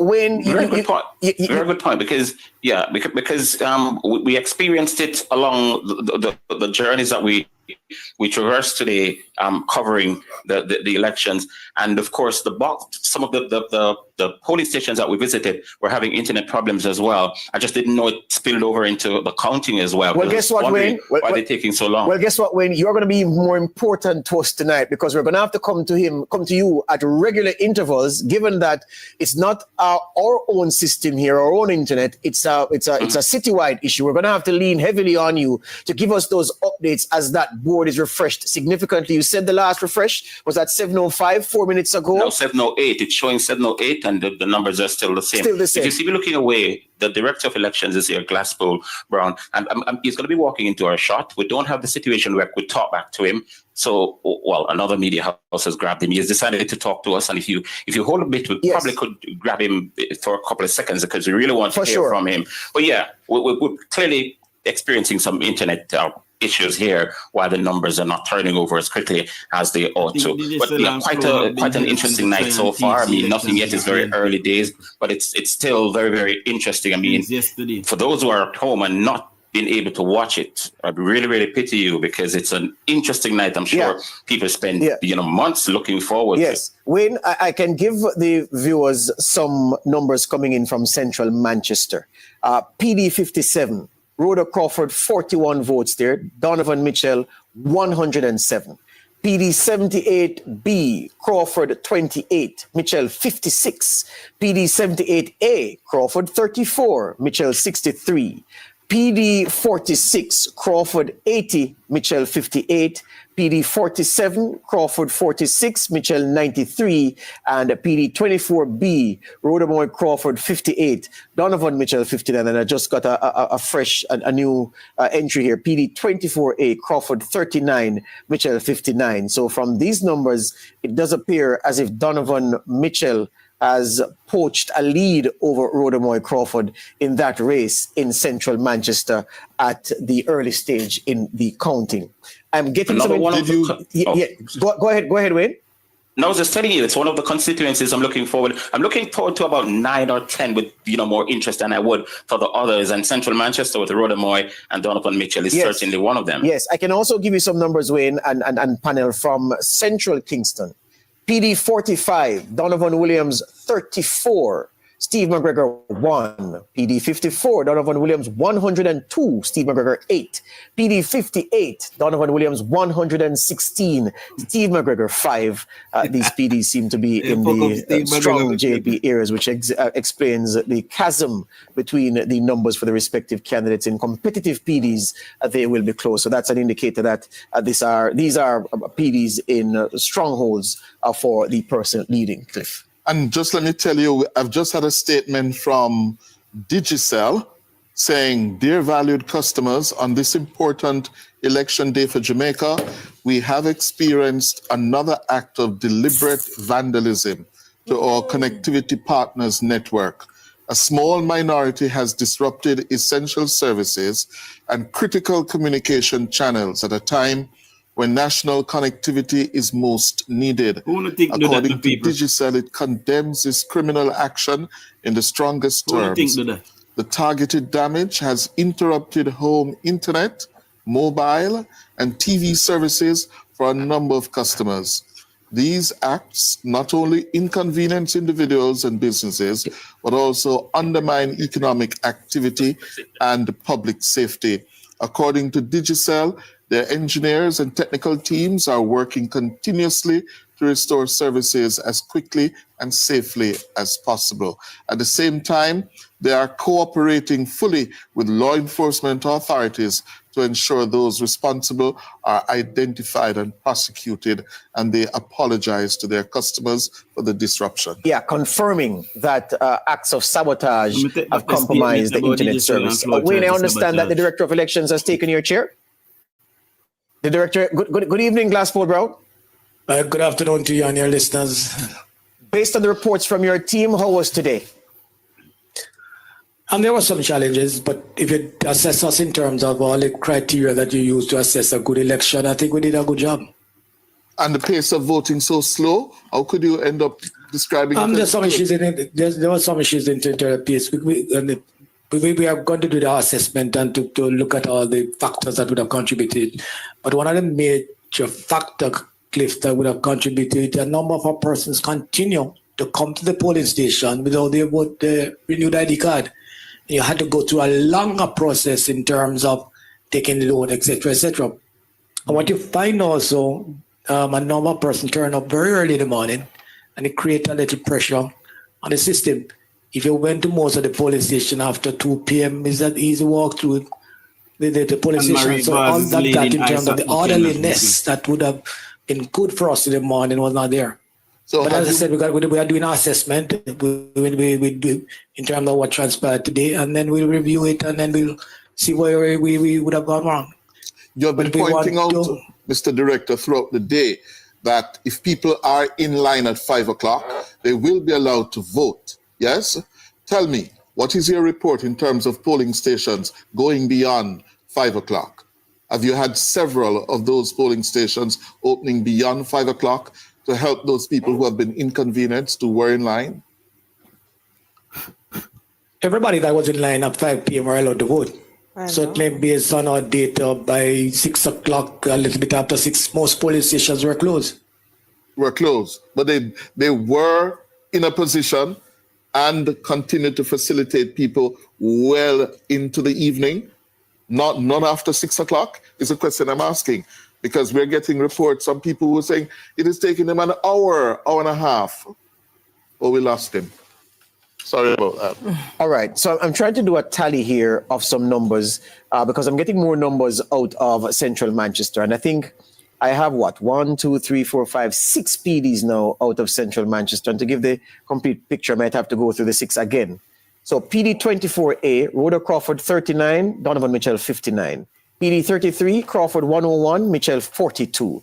PD 16, Crawford 71, Mitchell 68. PD 66, Crawford 97, Mitchell 61. PD 13A, Crawford 33, Mitchell 92. PD 13B, Crawford 27, Mitchell 95. PD 51, Crawford 56, Mitchell 36. PD 36, Crawford 85, Mitchell 47. PD 65, Crawford 55, Mitchell 66. PD 101A, Crawford 31, Mitchell 77. PD 26, Crawford 86, Mitchell 45. PD 102, Crawford 23, Mitchell 75. PD 101B, Crawford 29, Mitchell 70. PD 18, Crawford 62, Mitchell 44. George, the question is, our viewers can't add up those, Exactly. So why you not add them? We can't add them. All right, you want to do the numbers and add them for you? I can't. I'm going to tally them. I'm going to tally them. I was hoping that your interview with the director carried, so I'll get the chance to tally the numbers. I can also we need to know what they mean. Yeah, but hold on, Cliff. I can also give an update on Central Kingston. Fret not, our listeners are very bright people and viewers. Let me do Central Kingston again because I've gotten some more information. So PD 45, Williams 34, McGregor 1. PD 54, Williams 102, McGregor 8. PD 58, Williams 116, McGregor 5. PD 57, Williams 181, McGregor 8. PD 55A, Williams 103, McGregor 9. PD 55B, Williams 115, McGregor 4. Across these 6 PDs, McGregor has not gotten more than 9 votes in any of the 9 PDs. And Williams's scores 34, 102, 116, 181, 103, 115. So Williams is poaching a big lead before the expected flood of McGregor boxes in the PDs coming. I'm Jenny, can we turn to you at the smart board? Any numbers yet? Do we? Oh, the internet has affected us here. Yes, we have no internet here, and it's really affecting our ability to tabulate and to really make use of the smart board.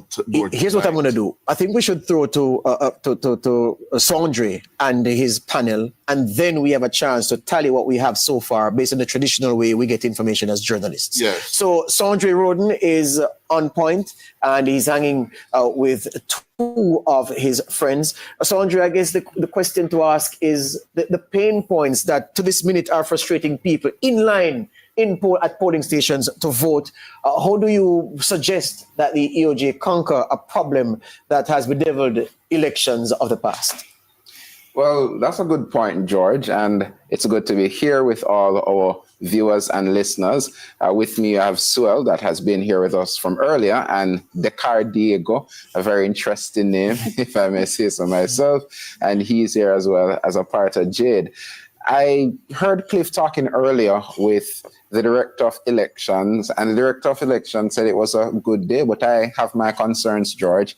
I was in line for about 2 hours and 30 minutes, in line for 2 hours and 30 minutes. And that is concerning. That's concerning to me. That's concerning to other persons that I heard about in different spaces in Trelawney, etc., that had similar circumstances. And that in and of itself is a challenge. So, how do we fix this? I mean, I think it has to be a multi-pronged approach. I think, and when I went to vote this morning, I also had some issues with the fingerprinting thing. I kept interpreting it. They had to wipe it with alcohol. Like nothing they did worked until all of a sudden, out of nowhere, just started working. So I think going into these things, we need to make sure that things are prepared. And I know when it comes to electronics, the least thing can throw things off. So I think we need to be testing these machines way before we go into the actual day. I think some of the other things that I heard people talking about too was that a lot of the workers weren't really aware of the process. So I'm not sure what the training that went into, the day happening. So I think there are lots of things that were at play. And I think just the little details, like just little comfort things that we can do. If we know that there's a station where the inside is small, so people will be gathering outside a lot. Maybe add a little tent, some chair, just little things that we can do to, even if you have to wait a long time, at least I'm sitting down, at least it's a little shade. So I'm not just standing in the sun. So I think there's lots of little detailed things that we can do where even if the technology part of it is failing, at least people are comfortable with it. Well, I was standing in the sun. Diego, what would you say to the EOJ about the long wait that some people would have had to experience? Right. So I think, speaking from experience, what I experienced today, I went to the polling station, and something that I noticed is that there are a lot of elderly persons at the stations. A challenge is that there isn't enough persons there to assist them in getting their ballots, space, as she said, to sit. These are some of the issues that they had. So I think there needs to be requisite a suitable amount of persons allocated to assist these kind of persons. Because we talked about younger.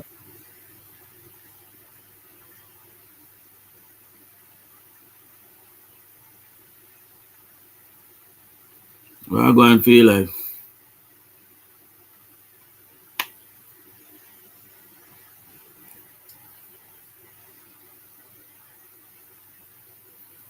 I think the internet issue. Now hear me? I think the internet issue with nationwide, my people. Judge your father.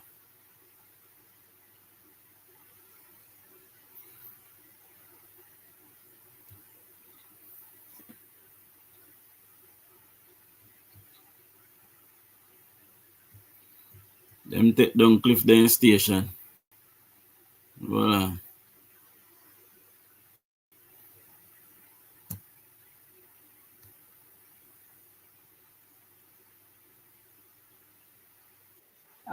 MP Rhoda, pull it back. Okay, Manchester North West, 1 box out of 104. The PNP is Michael Phillips, 76. JLP is Damian Young with 41. And Trisha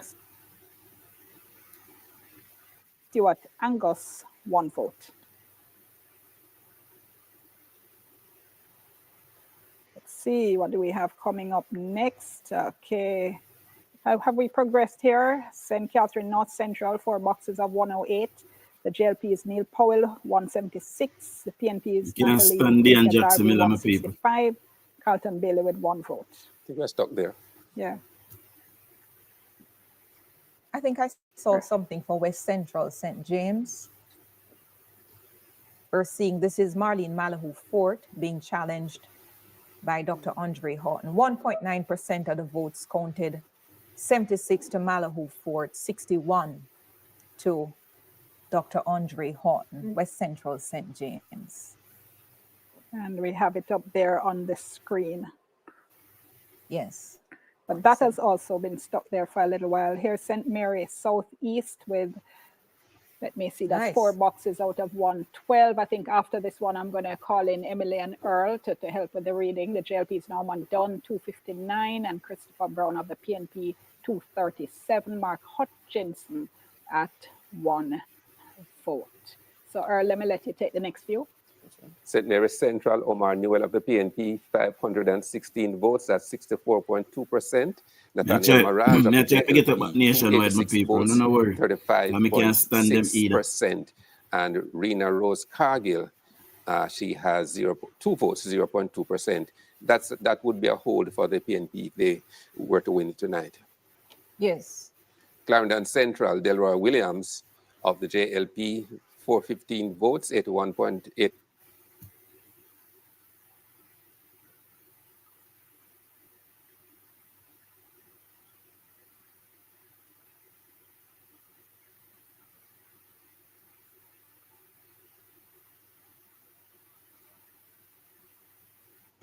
30% voter turnout up to 3 p.m. The PNP's Norman Scott is accused of slapping JLP Election Day worker in the face. The Financial Investigations Division denounces as false social media reports that has out. I say I can't find one different life for you guys. I can't deal with nationwide gandom.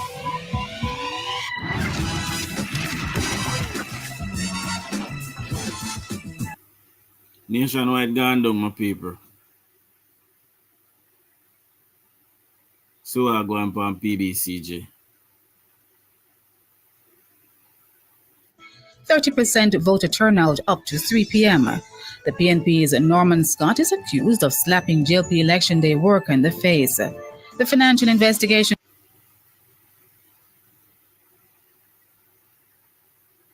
Mary Bobby Montague always the most in terms of electors casting their votes for them. Let's go back.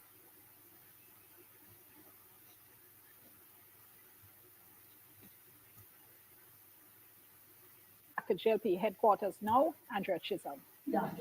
We can't nationwide gandom people, so we have to, Dion, it we have has to work started on to this. drizzle here.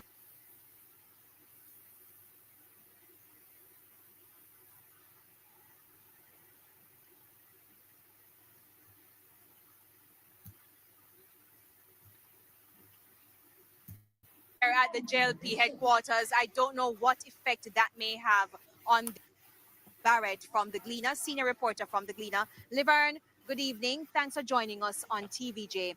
You were in a number of constituencies today, including Kingston Central. Talk to me about what happened on the ground. Indeed. Myself and my colleague Ashanti Lawson, we were in Kingston Central and we were in St. Andrew Eastern. Just like, everywhere else is reporting, there were pockets of issues. For example, at Kingston Technical High School, we saw the PNP supporters objecting to the JLP's candidate, Donovan Williams, going onto the compound.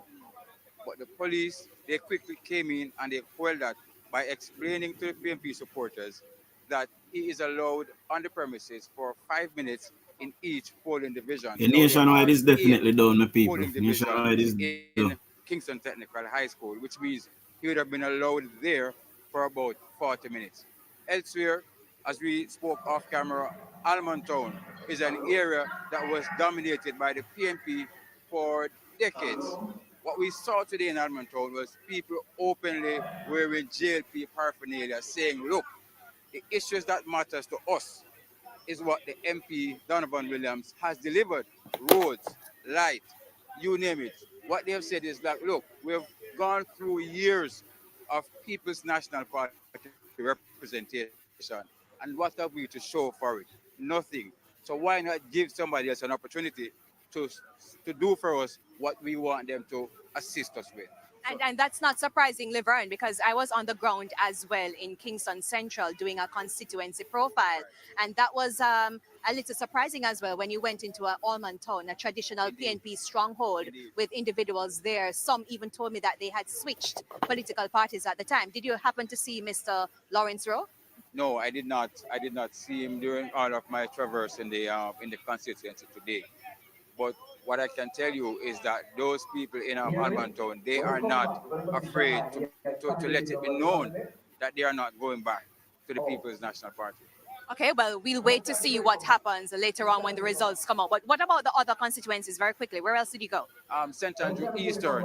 And one of the things that we did, we were talking to some of the voters, asking them to tell us what motivated them, what pushed them to come out. No people, no bear with me. I try to one see of them very if nationwide will come up back. The proposal he heard from the PNP candidate about creating a university town in that space. As you know, the University of Technology is there, the University of the West Indies is there, and what they've said is that idea specifically appeals to him, and that is the reason why he came out to vote. Some people raise the issue of corruption, others the issue of tradition. My father who voted JLP, my mother voted PNP. So those are some of the issues that people were talking about. Thank you very much. Laverne Barrett there, our colleague from the Gleaner, giving us his experience about what happened on the ground today. Dion? Thank you so very much, Andrea. Let's go to a break. We'll be back with our live coverage of the 2025 elections right after this.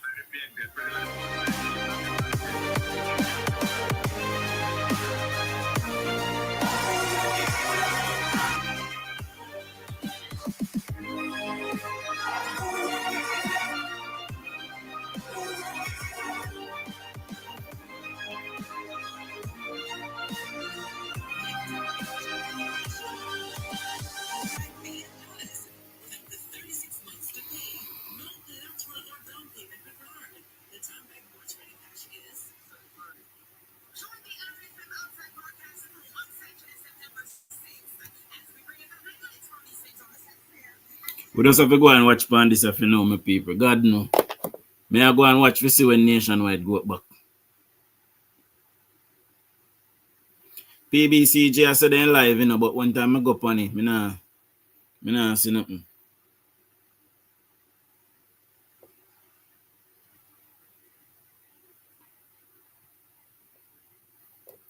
We're gonna win the election.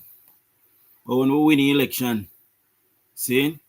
When we win the election, Andrew Holness must know look upon Jamaica. And there are persons in Jamaica that do not want good. They do not want good for themselves or for their children. Leave them behind. Focus on the people that will vote for change. Leave them people that behind. Plain as simple as that.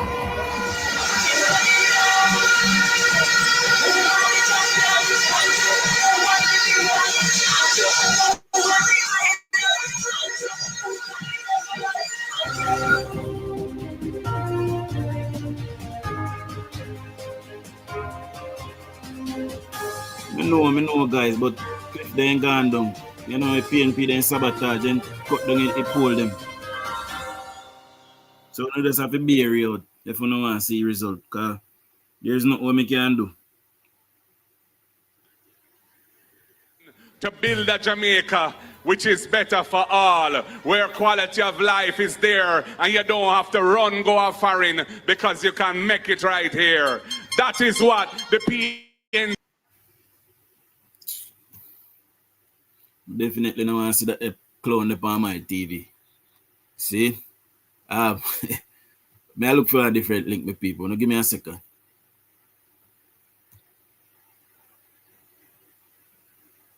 May I go to Irie FM? At least we can listen to this. So no bear with me. We can see say PBCJ live, but they not show nothing.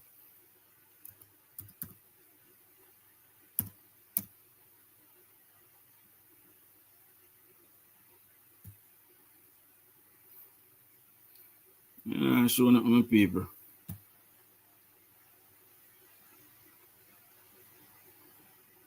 Hold on.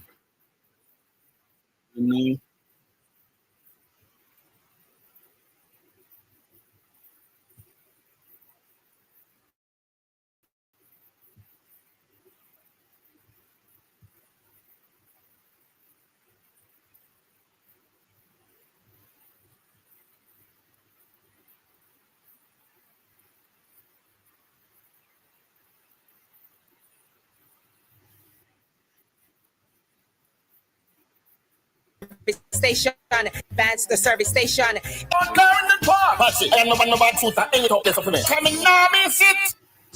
On September 6, 2025, Stevie Face and Advance the Service Station, in association with Help Jamaica Medical Mission, present the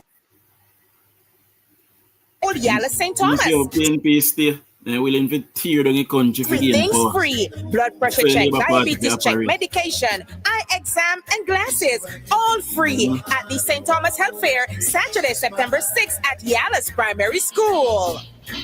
Girl, he never understood what you were.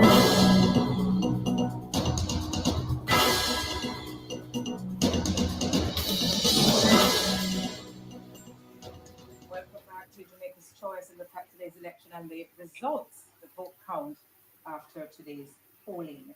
We were talking. Now here come here, barely but I hear you. Join him, Mr. Small. Good evening again. Boy, be a problem tonight, my people. Be a problem. Hello.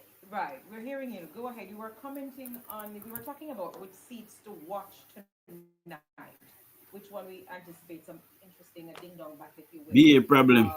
What seats have you thought about or identified as such? I am saying that in the last election, the PNP only won 14 seats.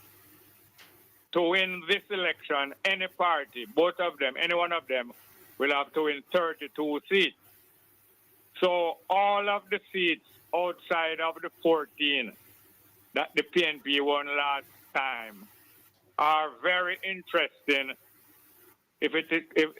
when it comes to the results of this election. Any one of those 49 seats, all of them are very interesting because the PNP will have to win, 18 more? Yes. 18 more seats on top of the 14 to win the election. Yep. Then so therefore, the PNP would have to win 18 more out of the 49. And if they lose any of the 14, it would add on 1 more, 2 more, 3 more. So you see how interesting it is that for any one of the parties to win the election, they have to win 32 seats. Therefore, of course, it was planned, the Marcy. PNP has 49 seats, out of which to target to get 18. So I don't know which seat is not very interesting in this election. You understand? Well, Jerry, some of them are seats that are rock solid for either party. Yes, name the rock solid one for the PNP for me. Well, several of them, including No, name them, man. Like the PNP leader, South St. Andrew, like the PNP chairman. You mean Garrison? Yeah, you could call them Garrison. I mean, I could call them Garrison. South St. Andrew is not a Garrison. You could call them Garrison. You asked me to name them. Is there any such thing? Is there any such thing in Jamaican politics as a Garrison? I'm not discussing Garrison with you right now. I'm just discussing the number. I'm discussing that there are some seats which the political party, either of those two main political parties, Nationwide still not come back, and you know why they take them nationwide? To lose. Because the news say Prime Minister watch nationwide. I'm not on to you see how PNP turbine in the country. Jerry, I am just expressing that is a fact. But let and me that ask, when you count your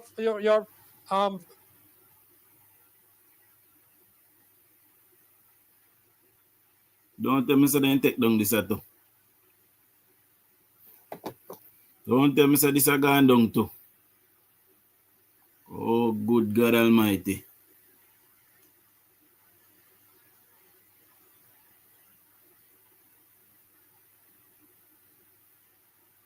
This a look like it gone too, you know, guys. You not hear me?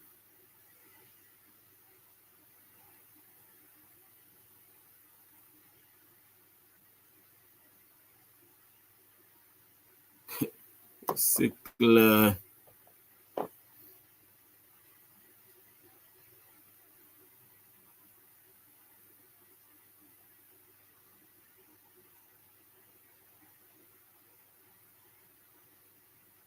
Whatever happened to free and fair elections, my people? Gone down.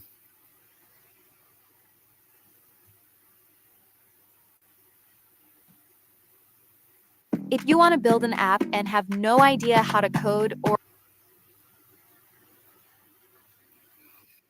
where to start, check out Base 44.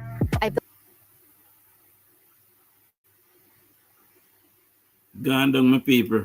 I bet a TVJ now go down. I bet you know. We have to go watch a TVJ, my people. I'm sorry for you.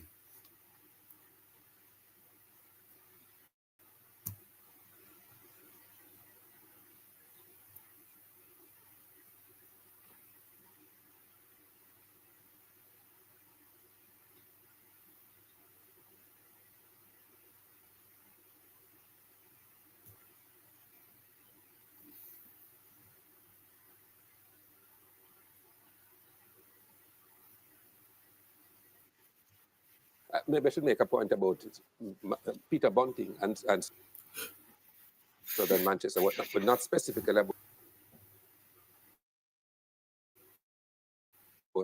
Manchester Southern, but just Peter Bunting's career.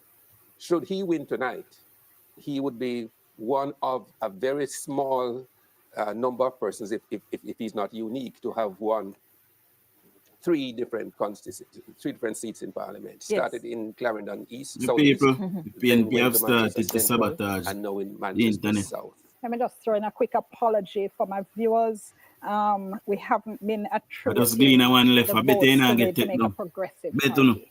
Those are the candidates that you're seeing coming up with a symbol of the praying hands behind them. They're actually not independents. They are members of the Jamaica Progressive Party, which fielded a number of candidates in the election. So my apologies to the party and the viewers for that. Yes, sir. So we're now in Westmoreland Eastern. You don't see 7 all like boxes of channel that come down off of YouTube and see 123, people them and you have cut down the David internet. Campbell leading, just so, with 259 votes to Daniel Lawrence of the JLP, 253.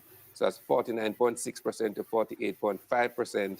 And, well, St. Elizabeth North Western, Andrew Morris of the JLP, 76%, that is 697 votes, to Patricia Scarlett Forrester, 213 votes, that's 23%. And Mr. Edwards, Jason Edwards, he is 3%, 3 votes. I don't know how not about the advice this evening, my people. Elizabeth This North alone we have Eastern, everything else Delroy gone. Slowly, the incumbent, 444 votes to just Zulika Jess, Yes. 147, and Joseph Pattison, he is 0 votes, and the JDP candidate 0 votes as well. So Delroy Slowly is comfortably ahead at the moment. St. Catherine East Central, Yes. Orlando Terrelong, 84 votes, Raymond Price, 54 votes. We've been stuck here. for a One little box while. out of 98. Yeah, this has been coming up. We've been stuck here. But this is one of the seats that the PNP needs to wrestle back tonight if they hope to win this election. All right, my Very boss. crucial seat for them.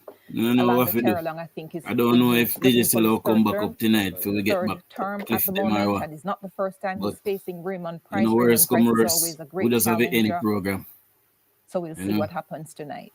St. Thomas Me I go and check Western, CMA if you see. 6 of 163 boxes. All And right, you have CVM back up, Williams my of the- people. Williams of the PNP CVM with back up, hold 290 on. votes, and James Robertson, 229. Carleen Affleck of the JDP, 1 vote. Gilbert Williams, former mayor, Mhm. and James Robertson, of course.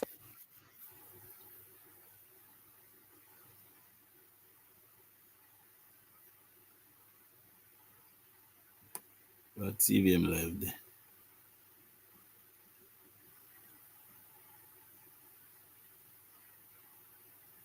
Me nah see CVM live. Oh, I go along here, sir, brother.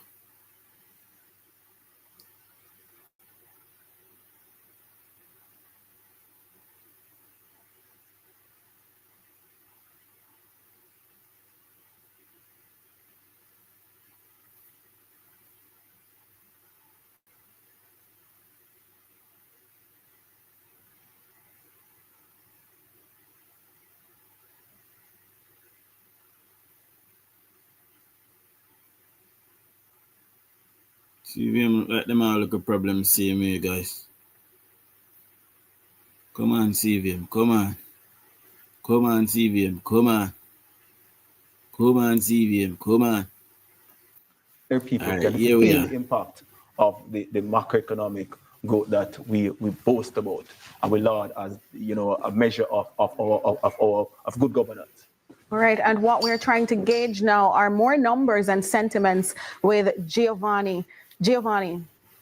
All right, thanks so much, Nika. So let's go back then to the numbers. St. Elizabeth Southwestern, 51 of 113 boxes counted. Floyd Green, the incumbent member of parliament, 52.4% of the votes, 4,146. Miranda Wellington, 47.6% of the votes, 3,762. Remember, this is one of the seats we are watching closely, a weather vane seat. Let's move then to a next seat to see what the numbers are saying. St. Elizabeth Southeastern, Norman Scott, 1,004 votes, 50.1% of the votes so far of 17 of 109 boxes counted, 49.4% to Frank Witter, 900 and Frank Witter, the incumbent in this St. Elizabeth Southeastern seat. Very close, this one.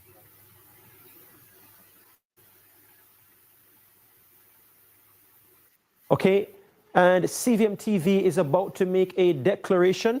Before that, let's take Manchester Southern, Peter Bunting.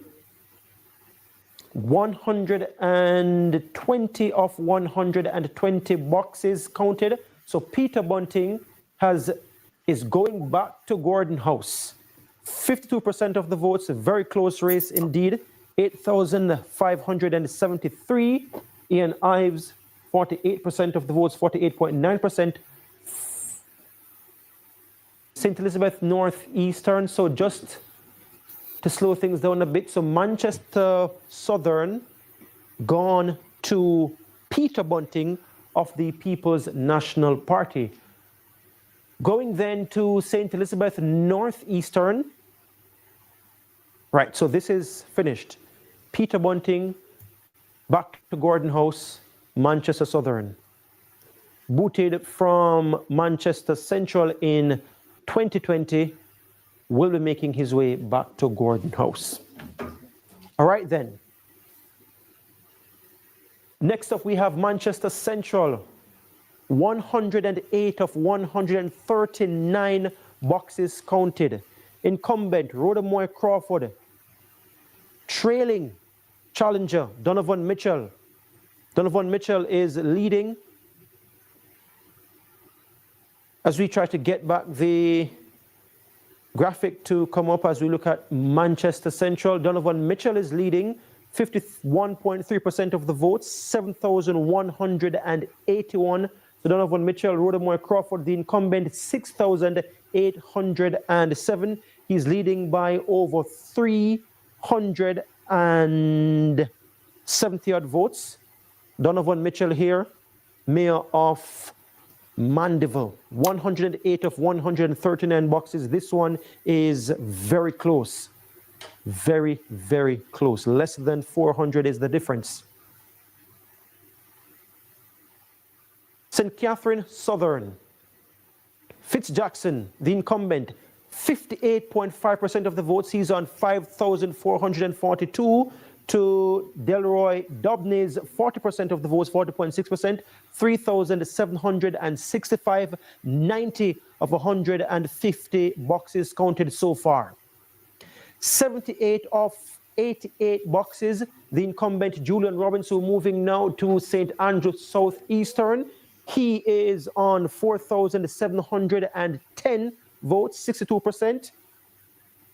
37.4% for Kevin Frith, 2,827 votes, and CVM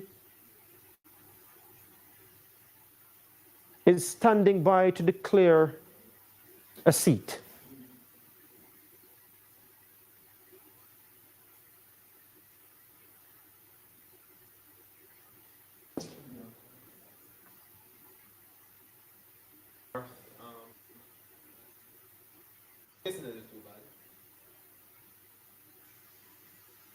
So CVM is declaring St. Andrew Southeastern for Julian Robinson. St. Andrew Southeastern for Julian Robinson. So far, 62.2% of the votes, 78 of 88 boxes counted, 10 to go. Difficult to see Kevin Frith overturning that. Okay, getting some reactions to this one. No surprises here. Cleveland Tomlinson, Julian Robinson. Yeah, no surprise. In fact, all the 14 seats that we had up to the point where the parliament was dissolved, we expect to retain. So Julian, will be the future, will be the Minister of Finance. So we had no question about whether or not we'll retain that seat. With respect to Manchester South, you heard my analysis earlier. I predicted that we would take Manchester Southern, and here are the results. I want to touch on Manchester Southern. My response was that it was going to be a close race. Manchester Southern in 2020, we won by 1,362 votes. This is someone who, Peter Bunting won this seat by less than 1,000 votes. So we want to, again, look at the numbers. It's easy to talk about the personalities, but it's important to note Ian Ives coming in the seat 3 months prior to the general election. A good run. You know, a good run. At this point, I will take a victory if it's even 1 vote difference, you know? Because that is what will determine if you form government. You know, we can lift the margin when we're in office over the next 5 years. So I'm not looking at margin, no. What I'm looking at is an absolute victory. And yes, I welcome that victory from Julia and I welcome it from Peter. We can call another seat, it seems. All right, then. So we are looking at the table again, looking at some numbers here on our screen. St. Elizabeth Northwestern, 87 of 87 boxes counted. The JLP's Andrew Morris has won this one, 5,555 votes, 555, 58.9% of the votes to the PNP's Patricia Scarlett Forrester, 3,831 votes. So St. Elizabeth Northwestern to the JLP. Andrew Morris with that one.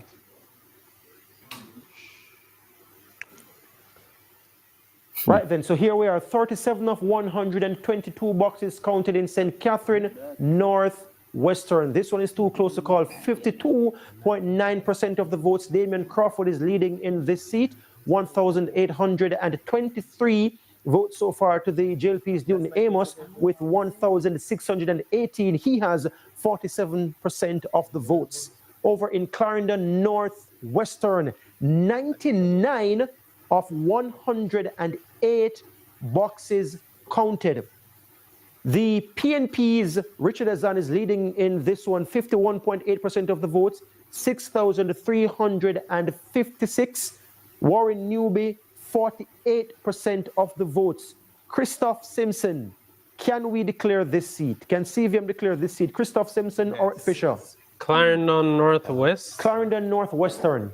Based on the data, based on the historical data, based on the projections that you have been looking at, based on the boxes remaining, just 9 boxes remaining, he has to overturn over 400 votes here. Can we declare?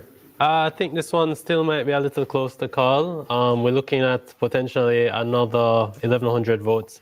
So 400 and something vote difference. 461. I would caution. Let's wait a little more. Still seeing some other seats that we might be able to call though. Okay, our data from Code we're showing, and Jordan Fort will just quickly tell us he's at the decision one in terms of how the parties are leading so far. This a look at the map on screen right there and the data that we have from Codeware. The last time we checked, the JLP were leading in 21 seats. 33-30 so far. That's the latest right now. 33 so far in favor of the Jamaica Labour Party. So you can see the map right there. It's very close. 33-30 in favor of the Jamaica Labour Party. Titania Clark, what do you make of this so far? It's still too early. Still too early, but not very far off. We have some seats that we're waiting to see the numbers for, and a win is a win. In Clarendon Northwestern, we were looking just now at the numbers. Richard Azan.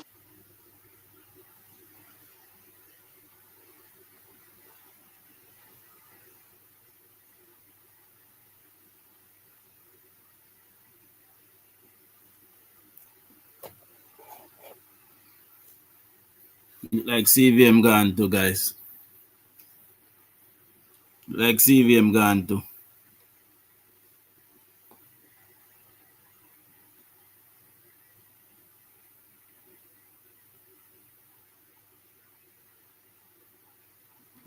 CVM gone, my people.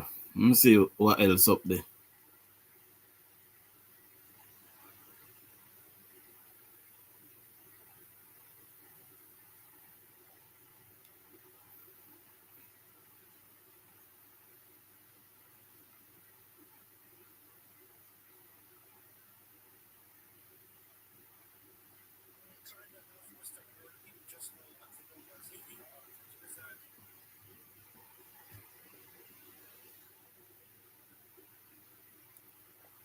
We have to go back at TVJ, my people, because CVM gone.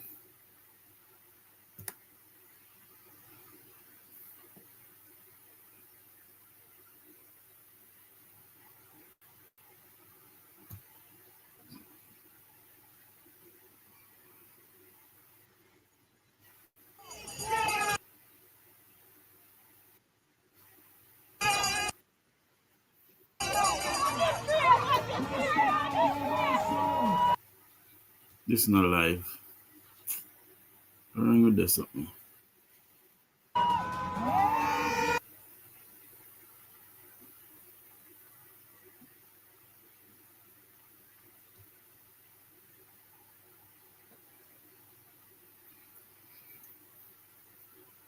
So it look like we are go back to Parliament, guys, with a reduced majority. You know, we did a predict based on the performance of the government say. You know. But them people, they don't want nothing with people. You know?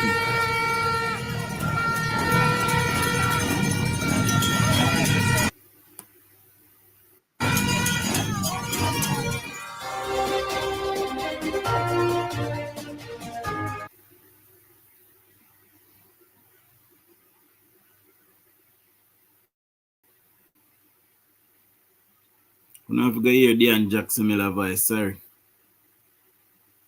You know, so we don't like her already. But then help thief the election of the PNP, tell lie on the Prime Minister. Like TVJ gone down to, guys.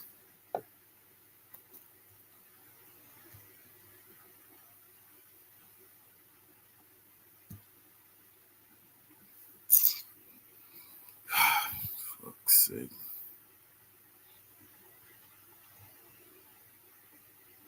Come up, TVJ, come up.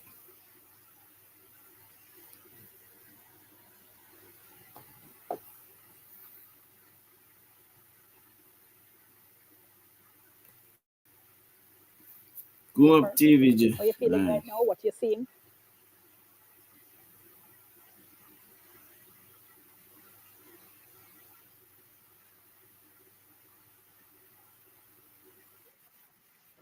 We're feeling good. We're leading currently in the western part of the country, and as well as it goes. Your voice gone low. I was like, we're leading in the western part of the country, and as the saying goes, It's not that you feel no, weak. man, definitely strong over here, very strong. As the saying goes, where the west goes, the country goes. So we're hoping, and we believe that saying will hold up. Okay, Ron. Well, we're still leading in 33 constituencies across the country, and we expect to win. That has been the position from day one, and we're going to stay to that. So far, work, so I believe we're going to win. the PNP look like they get 30 seats, and we get The numbers that 33. we're getting is positive. So we have a smaller we will form our third term majority at the end of the night. St. Catharines Central on screen, 70 boxes of 118. Babsy Grange, 4,930 votes to Ramoni Lewis of the PNP, 1,181. I don't think anyone was in any real doubt about that. Let's look at what is happening in Weather Vane, Southwest St. Elizabeth. 45.1% counted so far. Floyd Green, 4,146. Dr. Miranda Wellington has 3,762. That's in one weather vane. In the second weather vane in St. Elizabeth Southwest, 15%. Southeast, rather. 15% of the boxes counted. The JLP has 991. That's Franklin Witter. And the PNP, that's Norman Scott, has 1,004. 15% of the boxes counted. So we're watching. I think we can safely say that Northeast St. Andrew has been won by Delroy Chuck, based on the numbers here in Northeast St. Andrew, with 93.7% of the boxes counted. He's at 4,884 to Stacey Knight's 3,556. 93.7% of the boxes counted. And also now go in British. St. Anne, What now? We are going to script through. But that's Matthew a bad night, because Samuda Labour Rights no go is vote the again. Then just in a incumbent crowd, there. and It then go looks out in a by the green, numbers and in a here crowd, that and we then go can vote. safely say that And Matthew that's the problem. Samuda will continue to hold Northeast St. Anne. That's with 86.4% of the boxes counted. He's at 8,142, and his rival there is 5,873. Can we go back to the St. Elizabeth seat that had Slowly and Jess that had come up on Northeast? Yeah. Yeah. We had it a little bit earlier, and it looked like a hard-fought battle there. There we go. So the PNP is Zalika Jess has 5,504 votes at the moment, and the JLP is Delroy Slowly 5,278. That's 86 boxes out of 125. 10 votes for Sean Myrie, 8 votes for Joseph Patterson. And the other seat that has now been counted, dusted, and declared by the Electoral Office of Jamaica is St. Elizabeth Northwest, and that is the JLP's Andrew Morris taking that seat with 100% of the boxes counted. It's 5,555, not 6,666. To the PNP. Has only ever been won by the PNP once, Mel Brown in 1993. Yes, and the PNP's number there is 3831. So the JLP's Andrew Morris taking over there from J.C. Hutchinson, yes, has won that seat. It's a school teacher, school principal face-off in this particular one. And it is Andrew Morris who has held on to that for the Jamaica Labour Party. Good. Okay, starting to see things shaping up here. And here is another of those we're watching closely. Clarendon Northwestern, 99 boxes out of 108. The PNP's Richard Azan has ahead at this point with 6,356. The JLP's Warren Newby, 5,895. Kevin Palmer of the Progressive Party, 24 votes. That's 99 boxes of 108. Yeah, man, we are going to scrape through, don't worry. 500 retain votes difference government, at this but, point. you know. Here's North Central Clarendon. We're about halfway there. 55 boxes With this out performance, with this government, the JLP is Robert they should have Morgan no problem to ahead return with to government. None at all. 2,709 votes. Jamaican For the people, they have no PNP's ambition. Oje Dixon, None whatsoever. 2,245. Joy Johnson Roy with 15 votes of the Jamaica Progressive Party. East Central St. Catherine, big one we're watching. Orlando Terrelong is trying to hold off Raymond Price there. Approximately 82% of the votes counted. And Orlando Terrelong is leading by 1,300 votes. He has 5,498. And the PNP's Raymond Price is 4,198 with 82% of the boxes counted in St. Catherine East Central. Okay. Western St. Mary,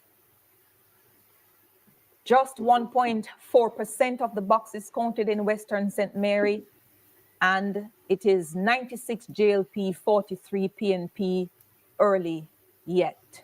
Okay, I think we need another break, so stay tuned. We'll be back with more results for Vote 25 right after this.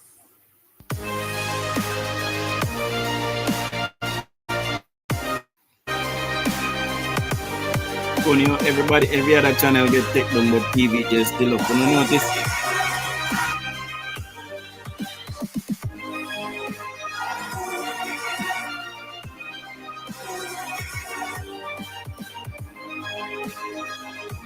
I wouldn't see nothing on TV there for you. I don't know.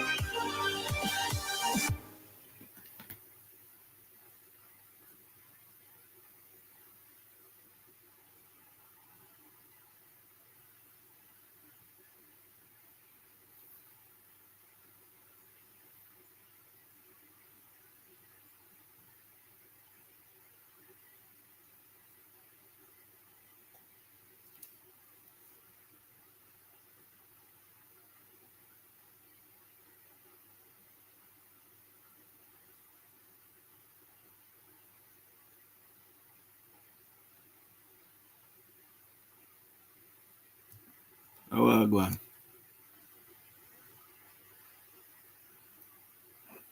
Live get big as well.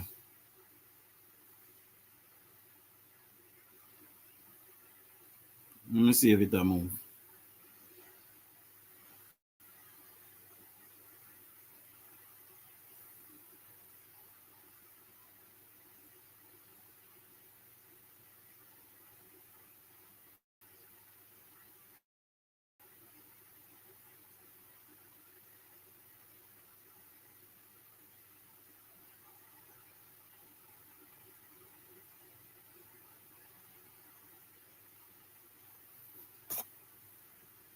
TVJ look like he gone down to my paper. God, you know.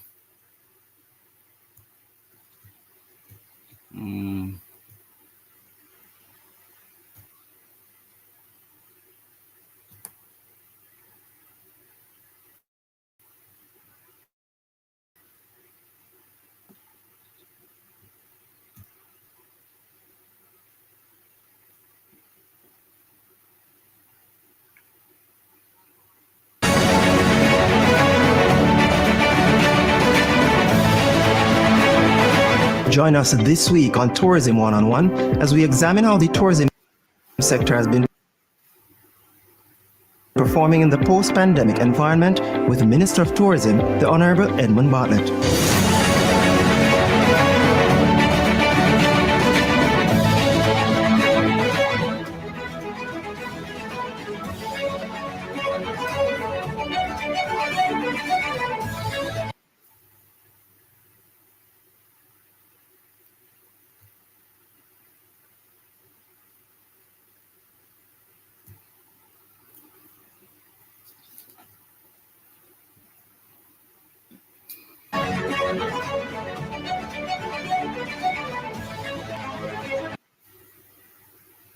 I try to find back one live feed, my people. God, you know.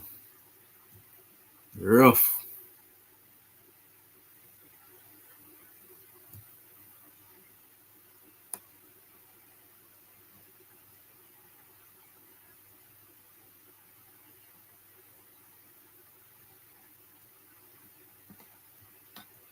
See if I can find back TVJ.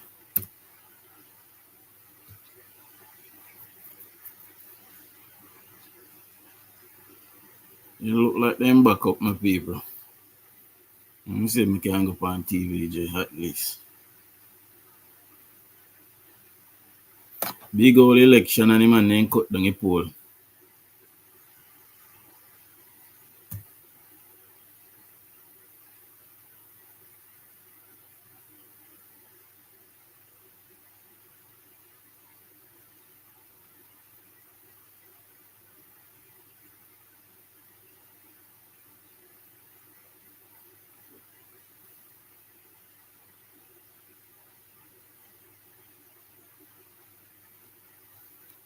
$123, Hubert Williams of the PNP 1,060, Carleen Affleck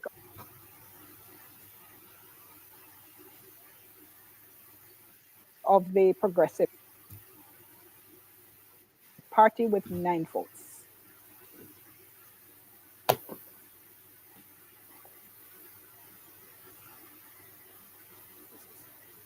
We have Trelawney North here. Earl, let me hand over to you for a little while.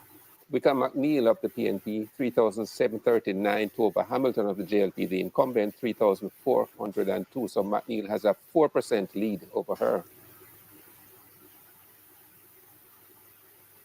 Trelawney Southern, Paul Patmore has now taken the lead in Trelawney Southern, 846 to Marissa Dalrymple Philibert, 838. That's one of those that the PNP was hoping to pick up, but it's still close.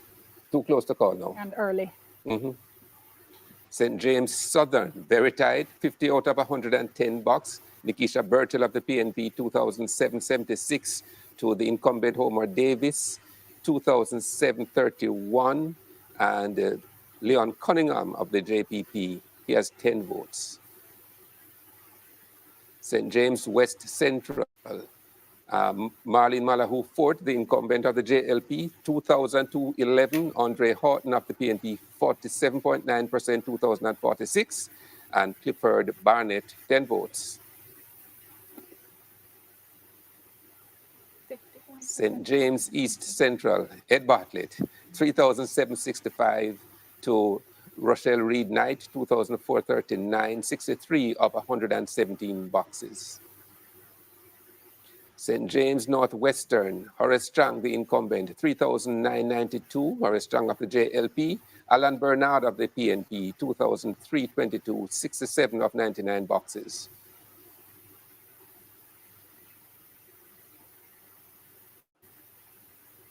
And in St. Ann Northwestern, Gabriela Morris has now taken a slight lead over Crystal Lee. Morris of the PNP, 4,533. Crystal Lee of the JLP, 4,433.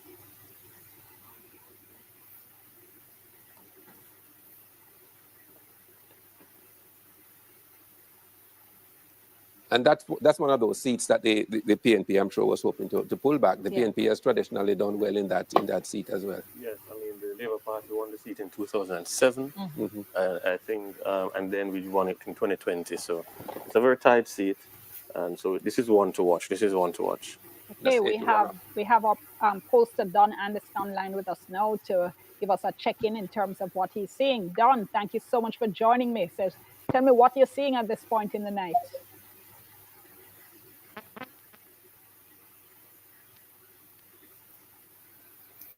So at this point, my people, you, Don. I don't know if you're on at this point, we're going to lose 9 seats, so we'll probably win 40 seats.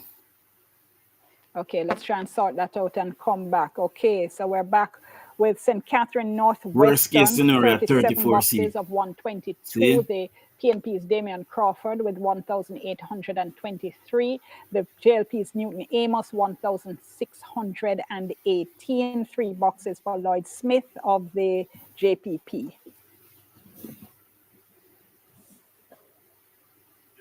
What did we get for West Rural last time? Is that up West Rural, St. Andrew? No. Did we call that? It's Manchester Northeast, 41 boxes of 111, just under 50% of the way there.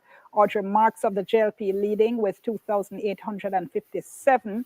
Valentin Wint of the PNP, 2,001. Clive Warren of the JPP with 8 votes. If we could just declare St. Andrew Eastern, if we could pull that up, St. Andrew Eastern. There's Manchester Northwestern, 38 boxes of 104. Michael Phillips of the PNP, 2,311. Cliff, come back, my people. Damian Young, 2,129. The JPP is Tricia Stewart Angus with 13 votes.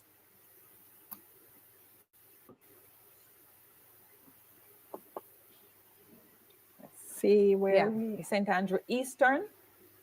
Fable Williams, no, I'm not see. The first finance minister has held on to the seat, making this her 3rd consecutive win in St. Andrew Eastern. 6,824 by the EOJ's numbers to Patricia Duncan Sutherland, 6,386 with 100% of the boxes counted. Fable Williams has held on in St. Andrew Eastern. Okay, and just to make the point as well, though, this is Patricia Duncan Sutherland's 3rd loss. She ran twice in Clarendon. Southeast, yes. Yeah, and then has moved up to St. Andrew and not managed to take the seat. Okay, let's go again to Don Anderson. Don Anderson, tell us what you're seeing now.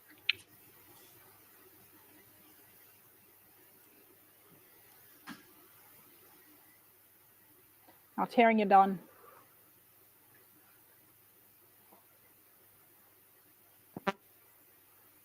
I'm hearing you all right. Can you hear me? Go right ahead. Thank you. Can you hear me? We're hearing you now, Don. Go ahead. All right. Good night. Tell us what you're seeing. Dion. We're hearing you, Don. Can you... We need... Okay. Don, can you turn off your... Okay, let's sort that out and come back to Don, shall we? Let's go to St. Andrew Western. 7 boxes of 134. George, this is Tony Hilton, 37.99. To the JLP's Corey Dunkley, 26.65. And the JPP's Carla Francis Edie with 48 votes.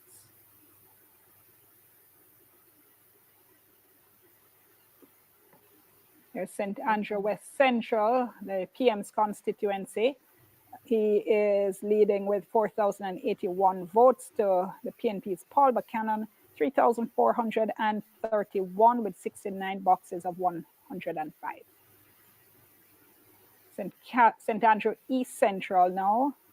Here is the PNP's Dennis Gordon, 1,076, leading the JLP's Davian Vassar, 899, Princess Ford of the JPP with 15. This is 19 out of 113. That's the Peter Phillips seat. Okay, pretty sure that must have progressed since then. St. Andrew Southwestern, the PNP's Angela Brown Burke, 4844, the JLP's Maureen Lorne, 403, Antonia Wint of the JPP, 13 votes, and Jamar Watson has 8 votes. And here's St. Andrew Southern, the seat of the leader of the opposition. And this is 53 boxes of 86, 6,058 to the JLP's Carlton Allen, 374.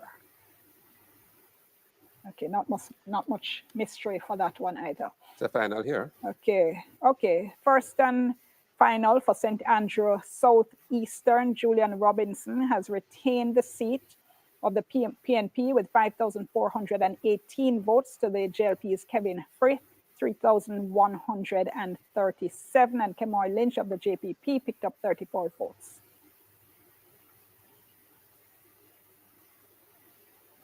And we're back, and yes, Emily had reported this a little bit early on, that Favour Williams has retained St. Andrew Eastern.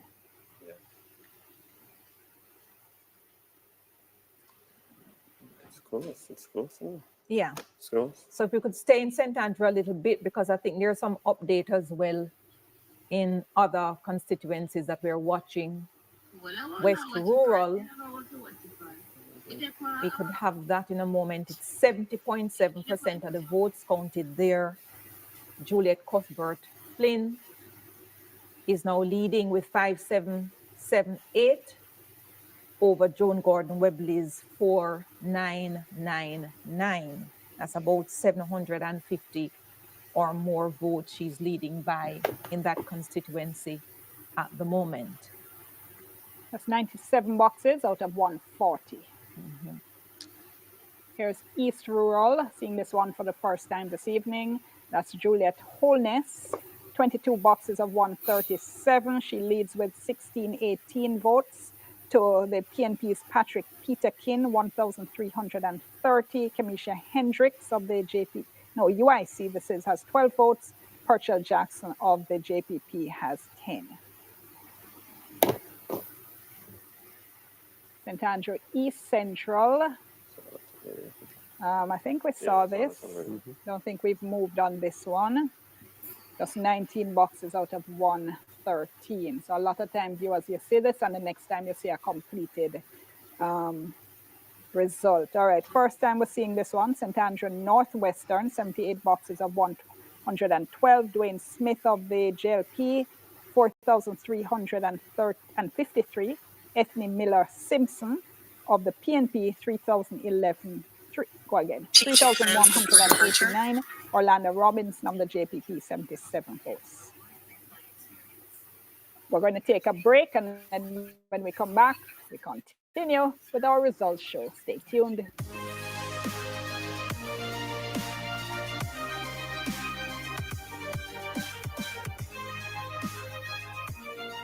The on PBCJ and in a live. So I don't know. Some people say PBCJ live.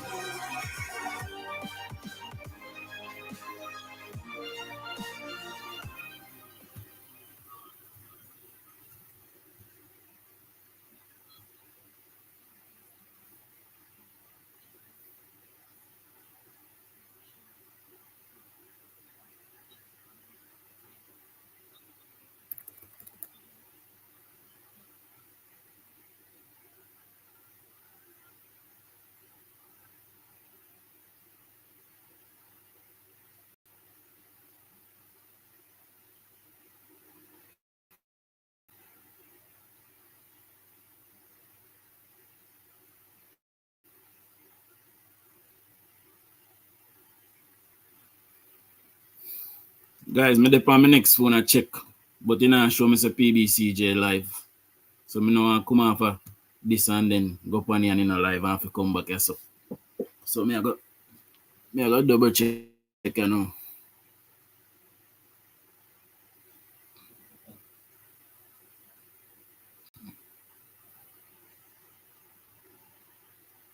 Laptop, man.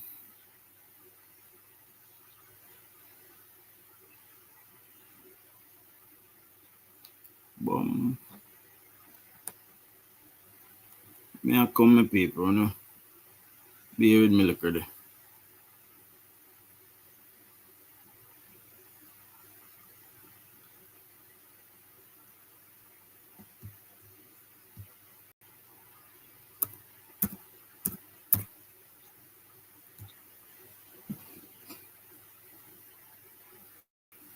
See the PBC now show me say live. I don't know why. I'm come off of TVJ. TVJ alone I say live. Look. Everybody else.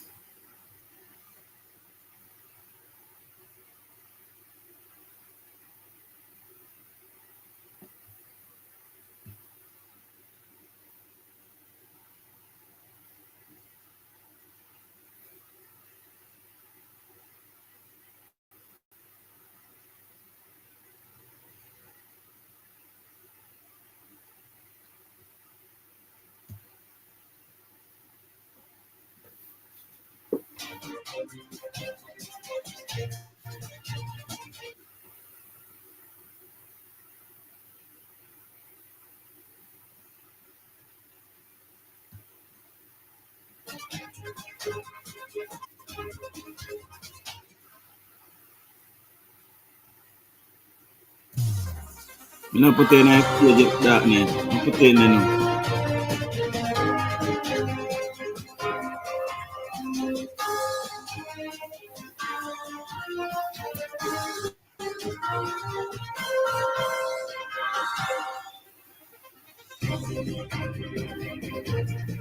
You the on mute that night and mute yourself.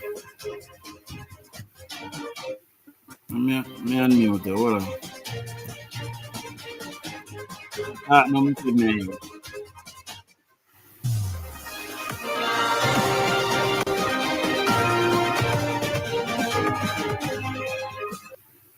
You hear me that night?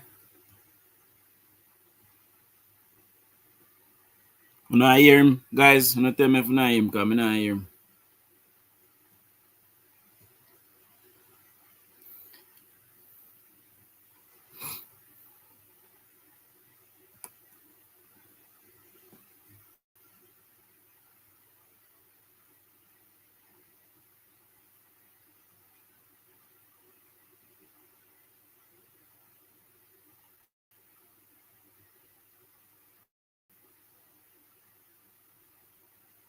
I create.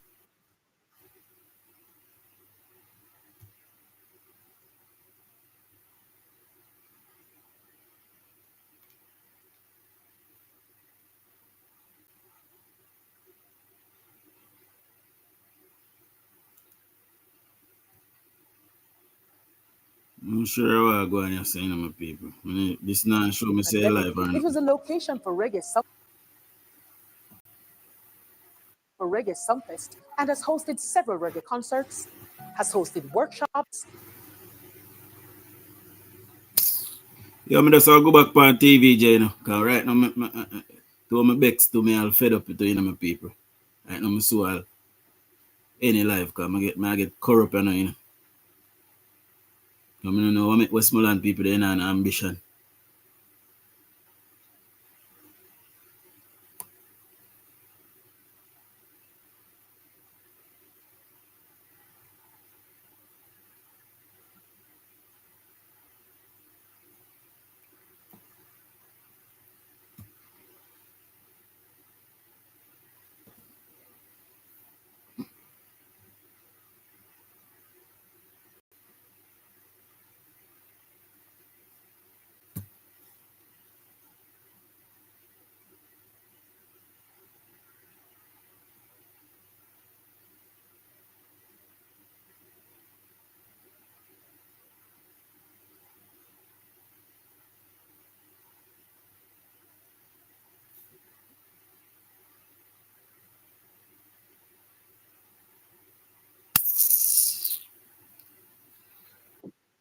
of the constituencies, while the People's National Party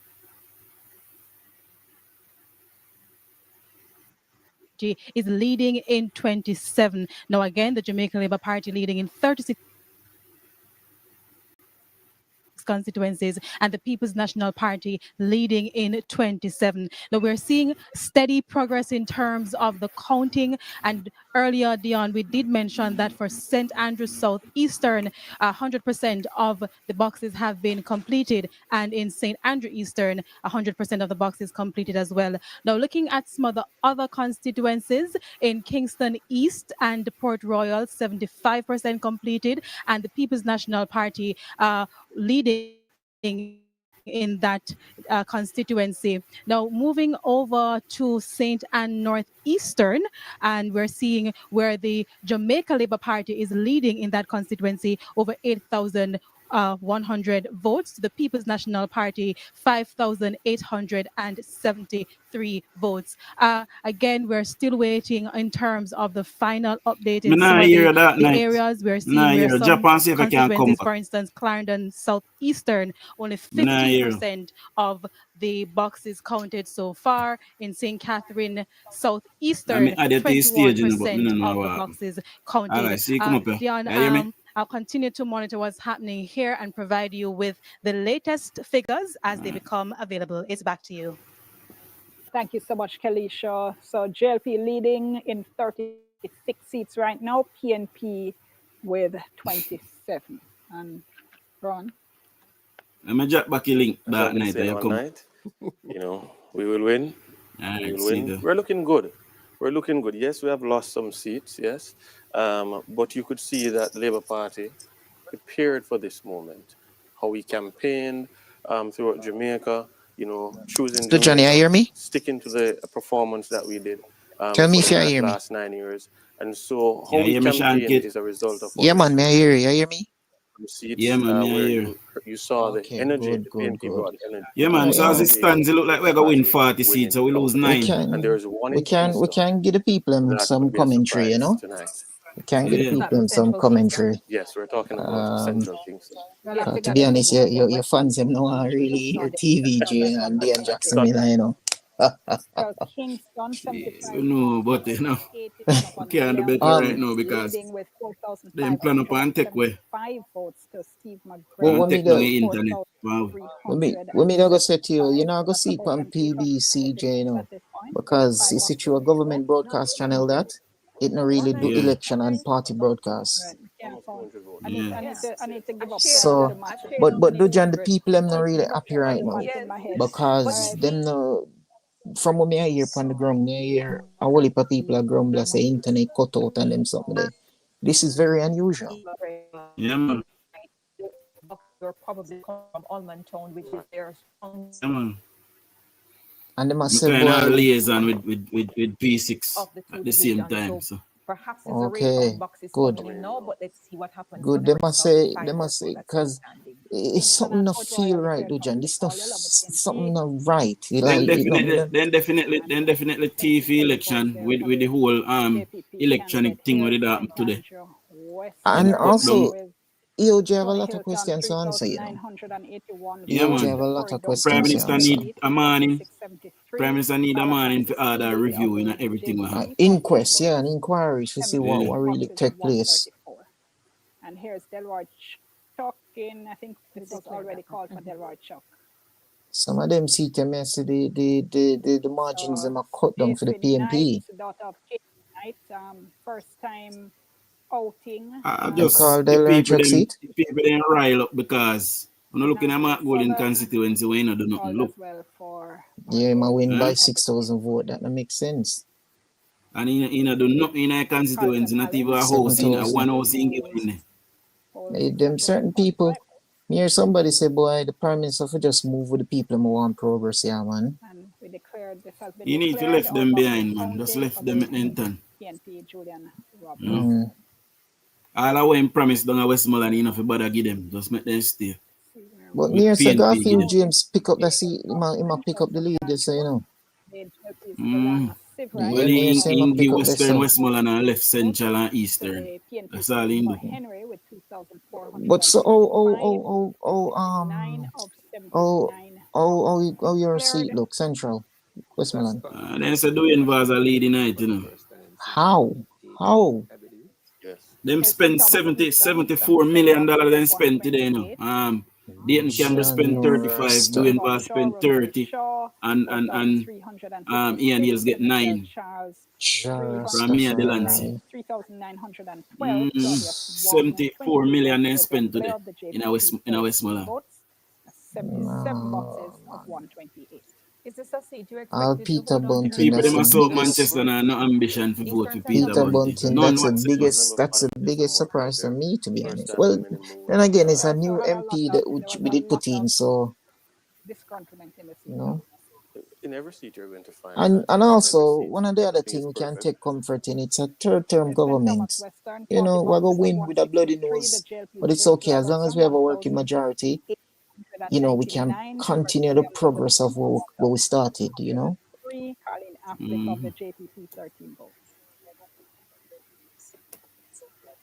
But so far, so good.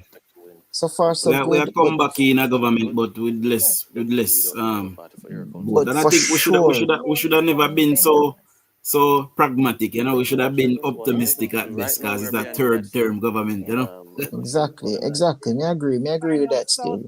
But Bucky Master, I don't want him feel like him getting a strength from this, you know. He definitely get a strength, yes, so he get a mandate for the Jamaican people, then give him a mandate to stay away in there now. See? He get a mandate to stay away in there. We see if Peter Bunting will try push him out now for win. Get rid of him. Honestly, I think we get rid of him. Karen Cross vote GLP today, you know. She said it's a hard thing for her to do, but thank you, Dion. Things have gotten exciting here at the JLP headquarters. As you can hear, as the results Watch her face. Watch her face. You see her face? Victory is ours. Don't keep it. I am now joined by two supporters who have interrupted their celebrations. Good night. You're live on TVJ. First of all, why was it important for you to be here this evening? No, up top that. And we are sure of at least 35. No, up top. Hey, Dion face, Mama face look vex look a while, you know. Yeah, man. Free game. You have your bell right there. Oh, third term, victory. Victory is ours. Feel nice. I'm happy about everything. Which constituency you voted today? East. And you see Chin with them two times, see Chin put up a good fight in a fame seat, you know, bro. You knew see where going. When they don't have cousins? And I'm pretty sure Desmond McKenzie will be winning back his seat. Oh, Desmond seat gone, man. So as the results come in, how are you feeling? You know what? I'm actually feeling confident because the PNP numbers are not looking impressive as all we have started to have been for the last 12 months. So far, the numbers you don't see her face. You don't see her face, my virgin. Yeah, you got it. Hey, the establishment was against us. Them throw the kitchen sink and everything off of that one, yeah, man. Honestly. Hey, the NNN back up. All right, going back to ringing your bell. Sorry to interrupt you. No, sir, NNN back up. Well, I could see the end face. Make me hear her. All right, thank you so very much for that, Andrea, and of course we'll continue. So I hope you watch him. So like a line. And we're going to be going to see all the one KD night we'll talk about pack your bag and go, and him not stop till a night get back in Parliament. I'm glad Stacey Knight lose her seat, you see. See there, she forgot on a break because she vex. Let me just tell you now, from tonight. I will not take down the sound and DUJON, let them hear it. Hold on, I'm turn on the volume. Let me just tell the Westmoreland people from tonight that as of tomorrow morning, I am no longer the voice of Westmoreland. I will not be blogging anything for Westmoreland. Nothing at all. Anything down there, don't call me. I don't business with them. All right. But DUJON, you have to really look out for the Labour voters them down there, you know. Because, you know say the good of it suffer for the bad still, but honestly, you see, me You tell you see the Prime truth, Minister going there, what they how much of them are follow behind him. Enough of them no vote, and enough of them tell me say they not vote because they not get no money and this and that. They make the boy from yourself. But all that would be a reason for no vote. I understand. Because, all right, Dujon, look at this. You see what I feel? This is my honest feeling, you know. Jamaicans have an unhealthy obsession with PNP. We need for broke. That unhealthiness need to broke. You understand what I say? Them need to get rid of this unhealthy obsession with PNP, man. No, man, Because then keep with them PNP, man. Then keep with PNP them left them PNP. behind so many times. You understand? 59 years, you know, brother. Some of them 59 see it, years yeah. of PNP. Me hear my brother say, boy, Yeah, cliff them back up. Yeah, I could switch over this. I don't see so face there no more. Anyway, me hear somebody say today, I better them see they go on, them see they better them first time NPC, they better them go on, call them do a tech when I use with. Better them go on, man. Brother, how much day me sit down here so that night and tell them, say, brother, if you don't vote for PNP, the government still a go scrape through if I would have reduced majority. How do you advise go help you now? No tell me. You just go sit down there and collect money now. That is it. Dujon, them throw everything at this one, I can tell you. Them throw kitchen sink, everything. Everything. The Gleaner, TVJ, debate, establishment, everything them fling off of that one here. Everything. And Jones will start lock them up a morning. I see everything. I tell you, boy.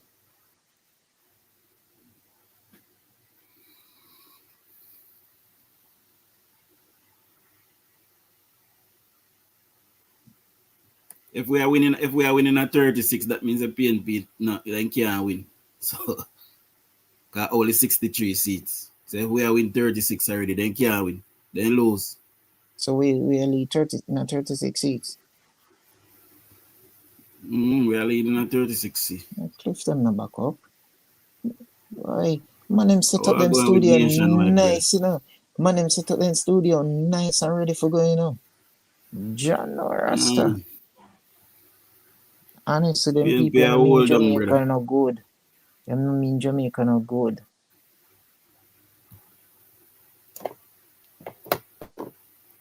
No ambition they have, brother. None. George Wright is a good MP, man.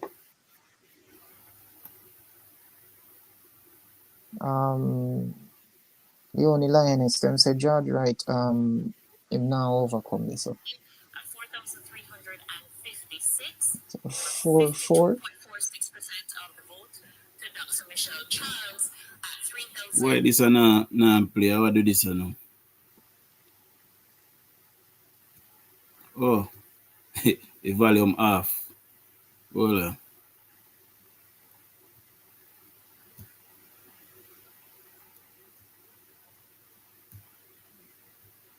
There is nothing much between the two men and the boxing seat.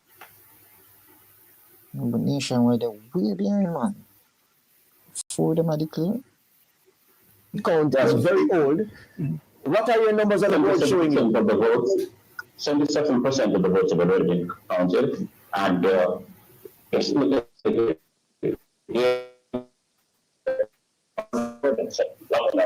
so it's leading by 108 votes. Can't call it. Well, no, just over that. We had 4,105 votes. So it's too close to call. To call 108 votes with what, 23 boxes left? Yeah, we can leave that alone for now. What about Hazan? Hazan in Northwest Center and Clarendon.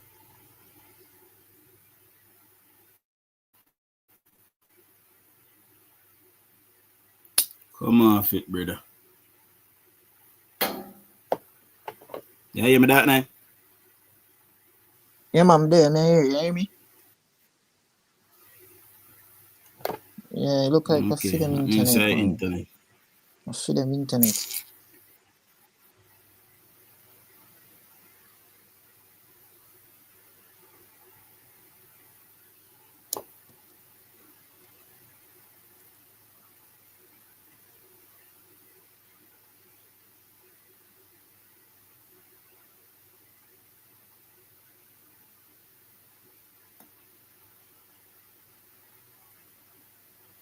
The internet, man.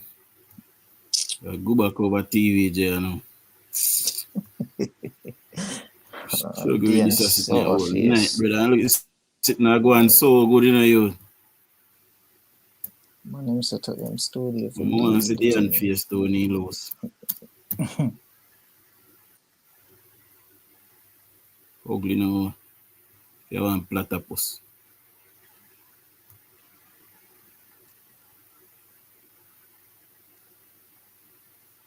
Just a lead. So. Oh, God. Wallahi. So them say they're going to slowly lose.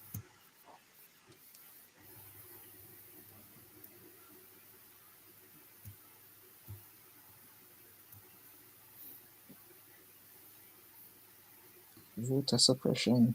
I'm not go back over any, you know. We just watch the stuff. I see them a drop out. Okay, that take up a whole lot of time. 29 seats. Well, it's very good. It's a good performance. And I think we can win this election tonight. Too early to call, but I think we can win it. Why are you so confident? Because if you look at the seats, they are very close. And the last election, they were like by 20.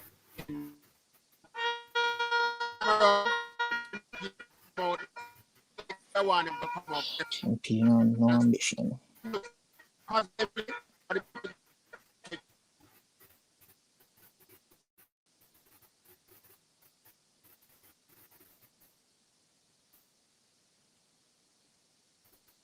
People told me they got 60K to stay home. What?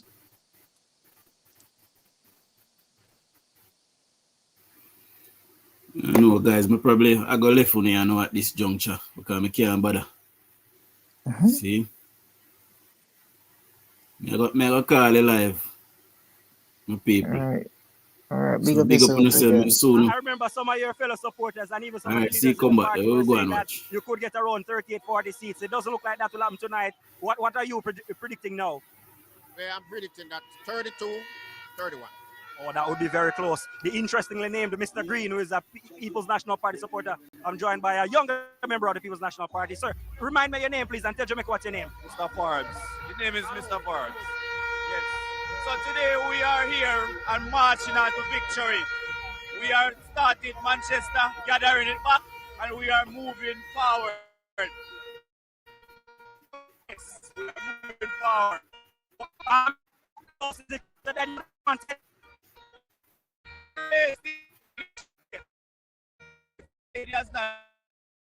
We are here and waiting on the best.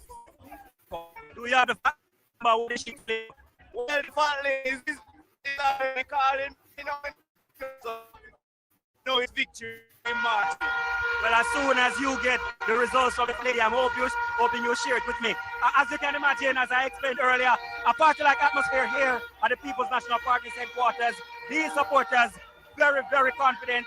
They are certain they're going to win it. I'll be here all night, as I told you, Dion. So it's back to you until then. Thanks so much. And let's go to a break. Back with more from They are not so certain I'm going to win at the 25.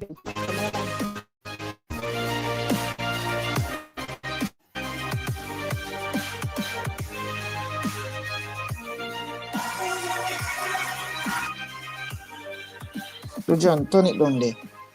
Let me just say, yeah, you did I hear about voter suppression too? You did get them report there? Yo, from morning I call George right because people are complain to me, brother, and I tell me things I call him and I think he man the answer phone, brother. Eh? Probably I call him and be strategic and go certain place. You think he man the answer phone? Probably there is nothing him could do at this point, yeah, man. But may I hear say people are get off for 60,000 for stay home. Yeah, man. Me say people get money for stay home. Them get people number and call people yesterday. All kind of things happen. Them cut down the cell pool. Them all kind of sabotage. them use the integrity commission thing. Them the government need to put a review and them need to lock up who lock up. Because we can't allow them things to happen.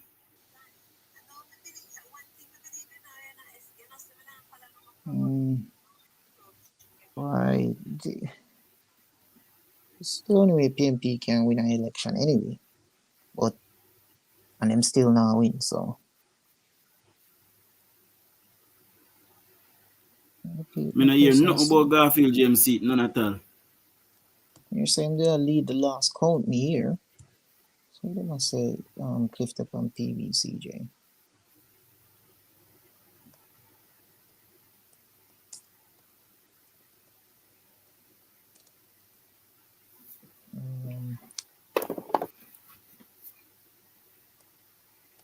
No later than tomorrow, Desmond Mackenzie need to move in the Westmoreland Municipal Corporation. Move in there. They're true, you know, Clifton on there for true. DUJON Clifton over there for true. Okay, let me support. Where Cliff there? Where Cliff there over PVCJ? Yeah, I'm sending you the link.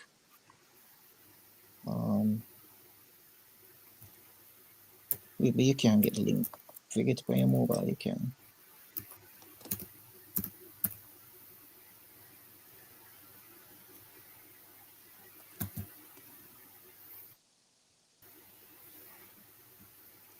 No time internet I move shake it, you know, brother.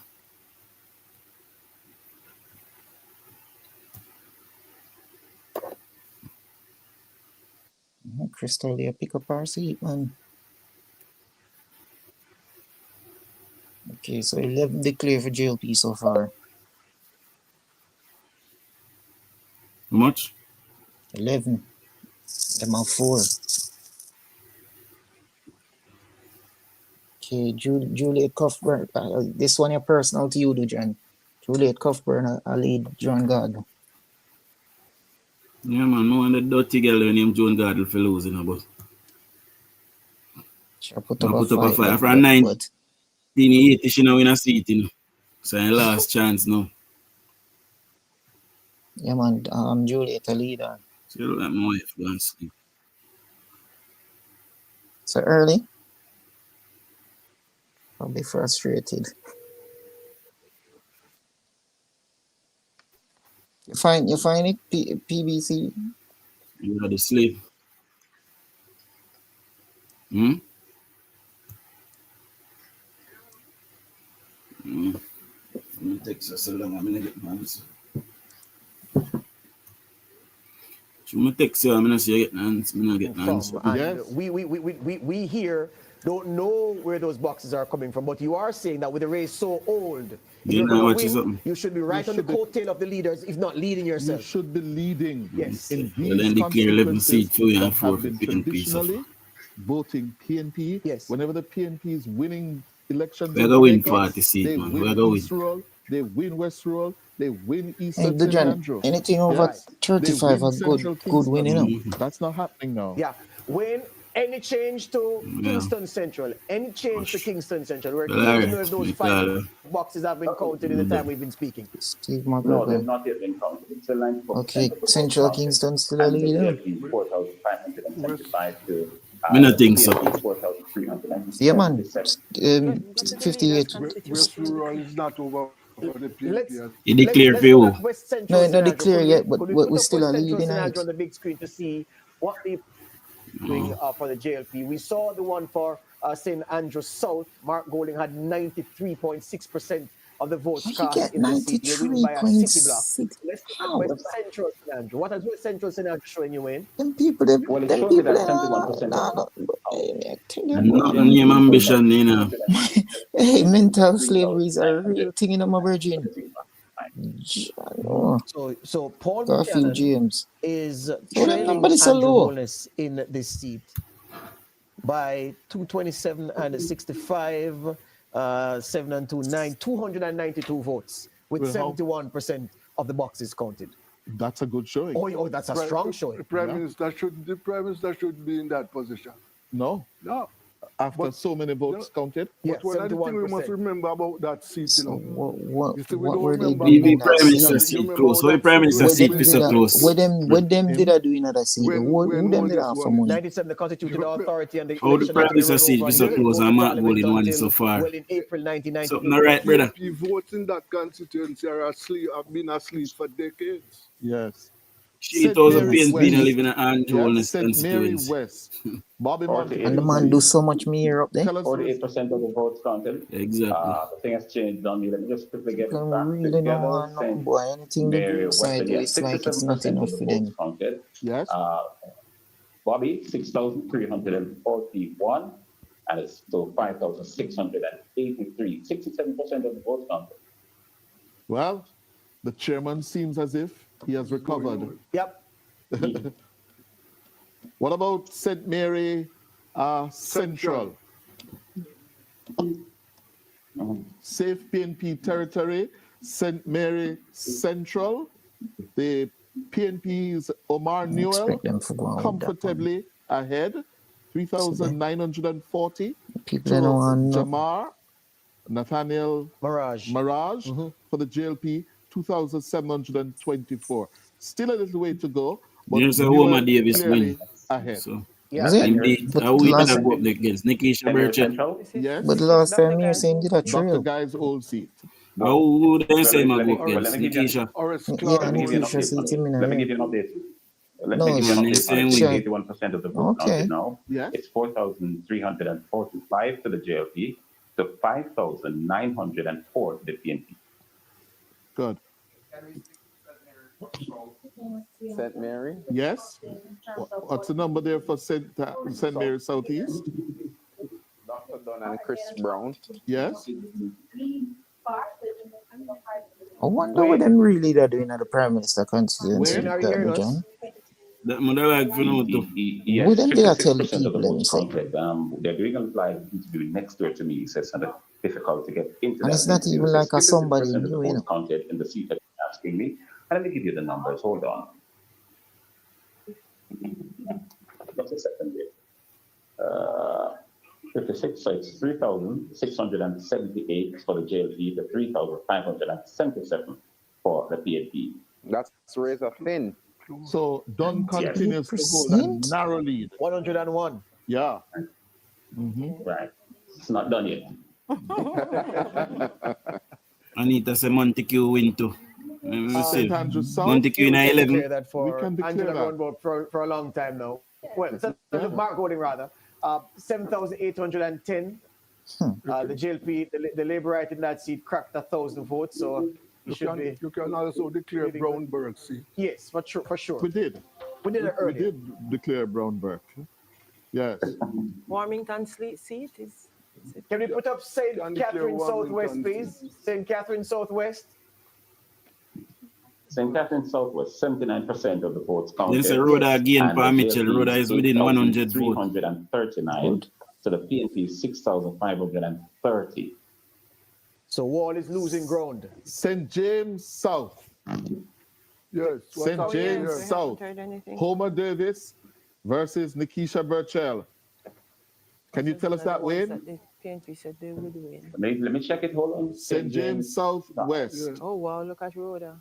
Not seeing this on the board here. Oh, St. she's James leading. South. No, not reflecting on the board. And Scott win Frank Witter. Not reflecting on the board. There we have it.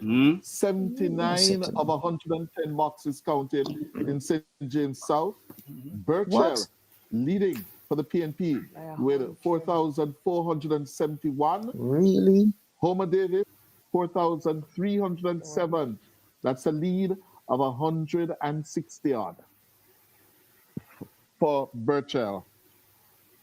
While we wait on the tab to refresh, Ricardo Brooks is Oh, at my God, Belmont Road. overtake Ricardo, are you her, hearing me? Ricardo? Yes, I'm hearing you. I'm hearing you, Ricardo. What's happening at Belmont Road? Tell us. Well, I can tell you that the president is right over here at Belmont Road. The Labourites are watching the window through the subways. And as the police is coming in, they are getting increasingly jubilant. it's pushing below. Their confidence was a bit down earlier in the night, but as the night has Then they declare for favor right that night. Yeah. Well, we need to fix up that audio from Ricardo. I can tell you what he said. Well, you heard him. Ricardo, just let me tell him, Ricardo, we need to improve your audio from Belmont Road. Okay, so we're going to fix that and come back to you. Yes. But what he said was that the night started damp, of course, the labor rights, but they're warming up and they're becoming more jubilant as time passes at Belmont Road, sensing that they have the elections within their grasp. We can declare, we called East Kingston and Port Royal a long time ago. That PNP total needs to rise by a few seats because we added a couple to it. Add this one as well, St. Andrews Southwest. We declared that. Long time. We declared that long ago. What is happening in central Manchester? Central Manchester. Wayne, what's the board showing in central Manchester? 88% of the votes counted. And Donovan is holding a razor-thin lead over Rhoda Moy. Donovan 7,853 to Rhoda 7,719 with 88% of the votes. Very close. Desperately close. So that's too close we to are call. sitting. Very much so. Yes. I think that early night Manchester county. Northeast, we did mention Audrey Marks is leading there. What about Philip seat? And St. A cheer. Damian Well, Young. 80% of the votes counted in that poll. One. And the PNP has a decent advantage, 5,625 to 4,521. If they really a complaint to Michael, no do not vote back for Michael. Good enough While he's sick. With 80% of the votes already counted. 1,004 difference. Phillips looks to be on course to return to Jamaica, to Gordon House, beg your pardon. Yes. Gordon House. Can you punch up what's Western Westmoreland showing you in? Western Westmoreland.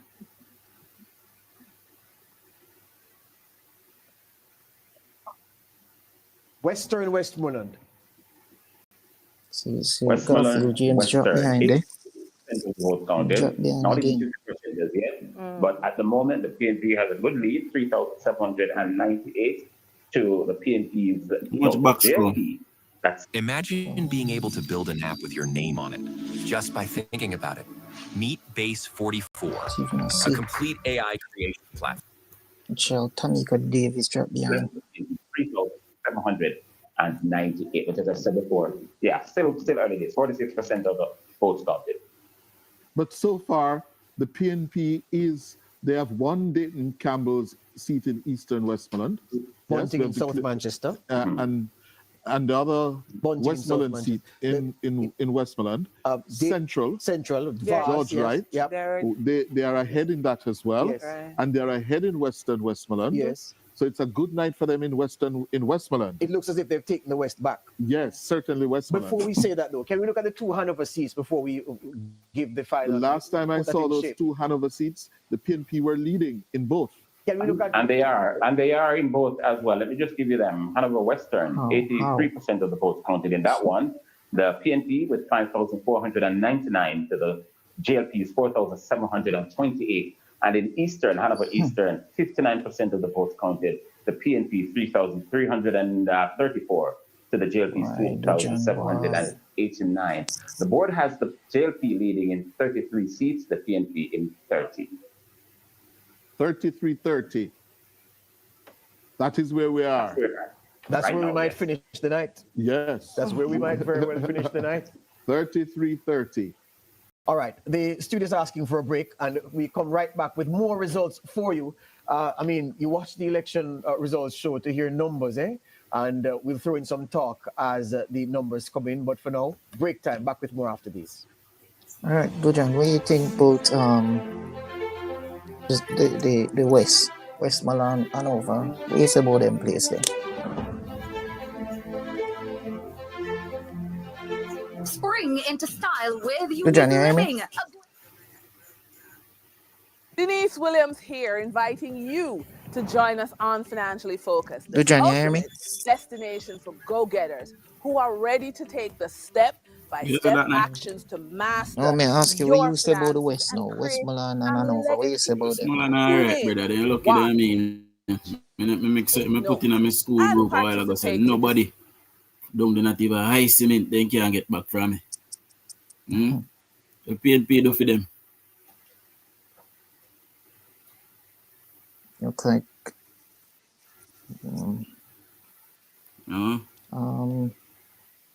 Just need a prime minister seat for the clear now, you know. Have a good lead.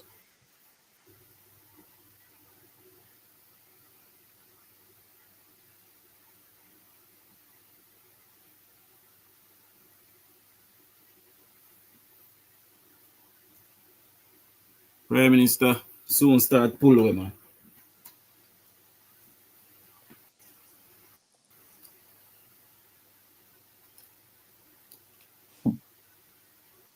Oh, boy. Bun me a while ago, hot. Oh, this is how we end up in here now.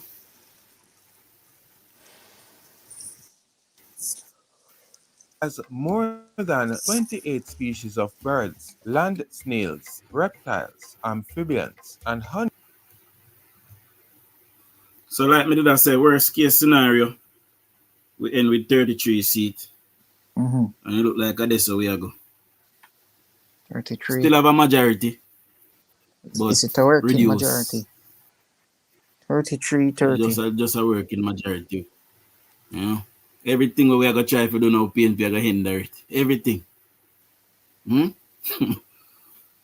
they ever know what they do to progress at Jamaica. You can't work with that then. You can't work with that then.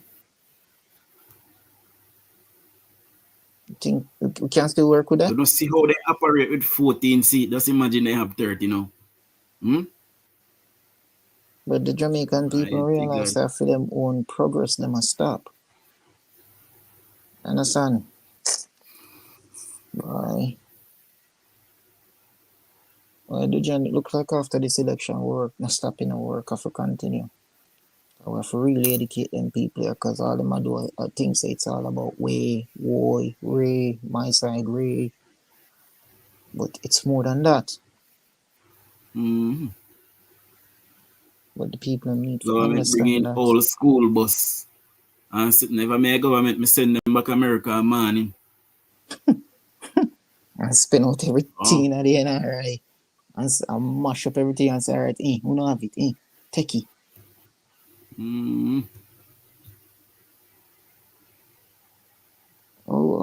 Anne-Marie Vaz, one of the hardest working MP in Jamaica, how she fair lose her seat. Rhoda. How them MP they fair lose them seat? They ain't no ambition, brother. Jamaican people are right. No ambition they have Jamaican people them.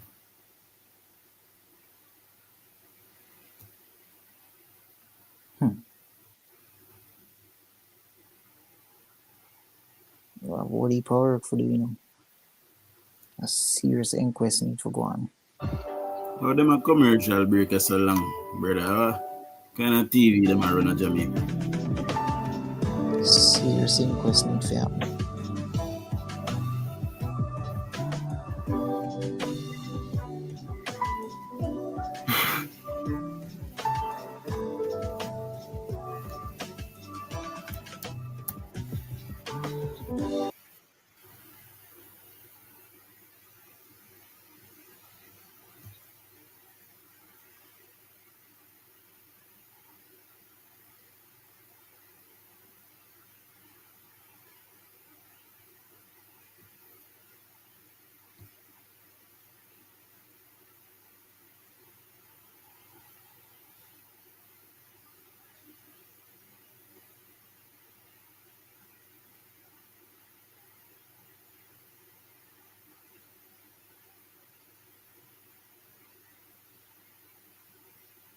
You know what me I do that night? No, wait. You know what me I do? Me I go back to my regular teaching program. I done business about Westmoreland. Yeah, man, the people must understand what government did it for. Not even local government election in a business with car. How me go fight local government election with a PNP MP? Somebody tell me. People no want change. People no want change, you know. People no want it. And the first me and see this a government really, you know, do all of the work what them supposed to do. And this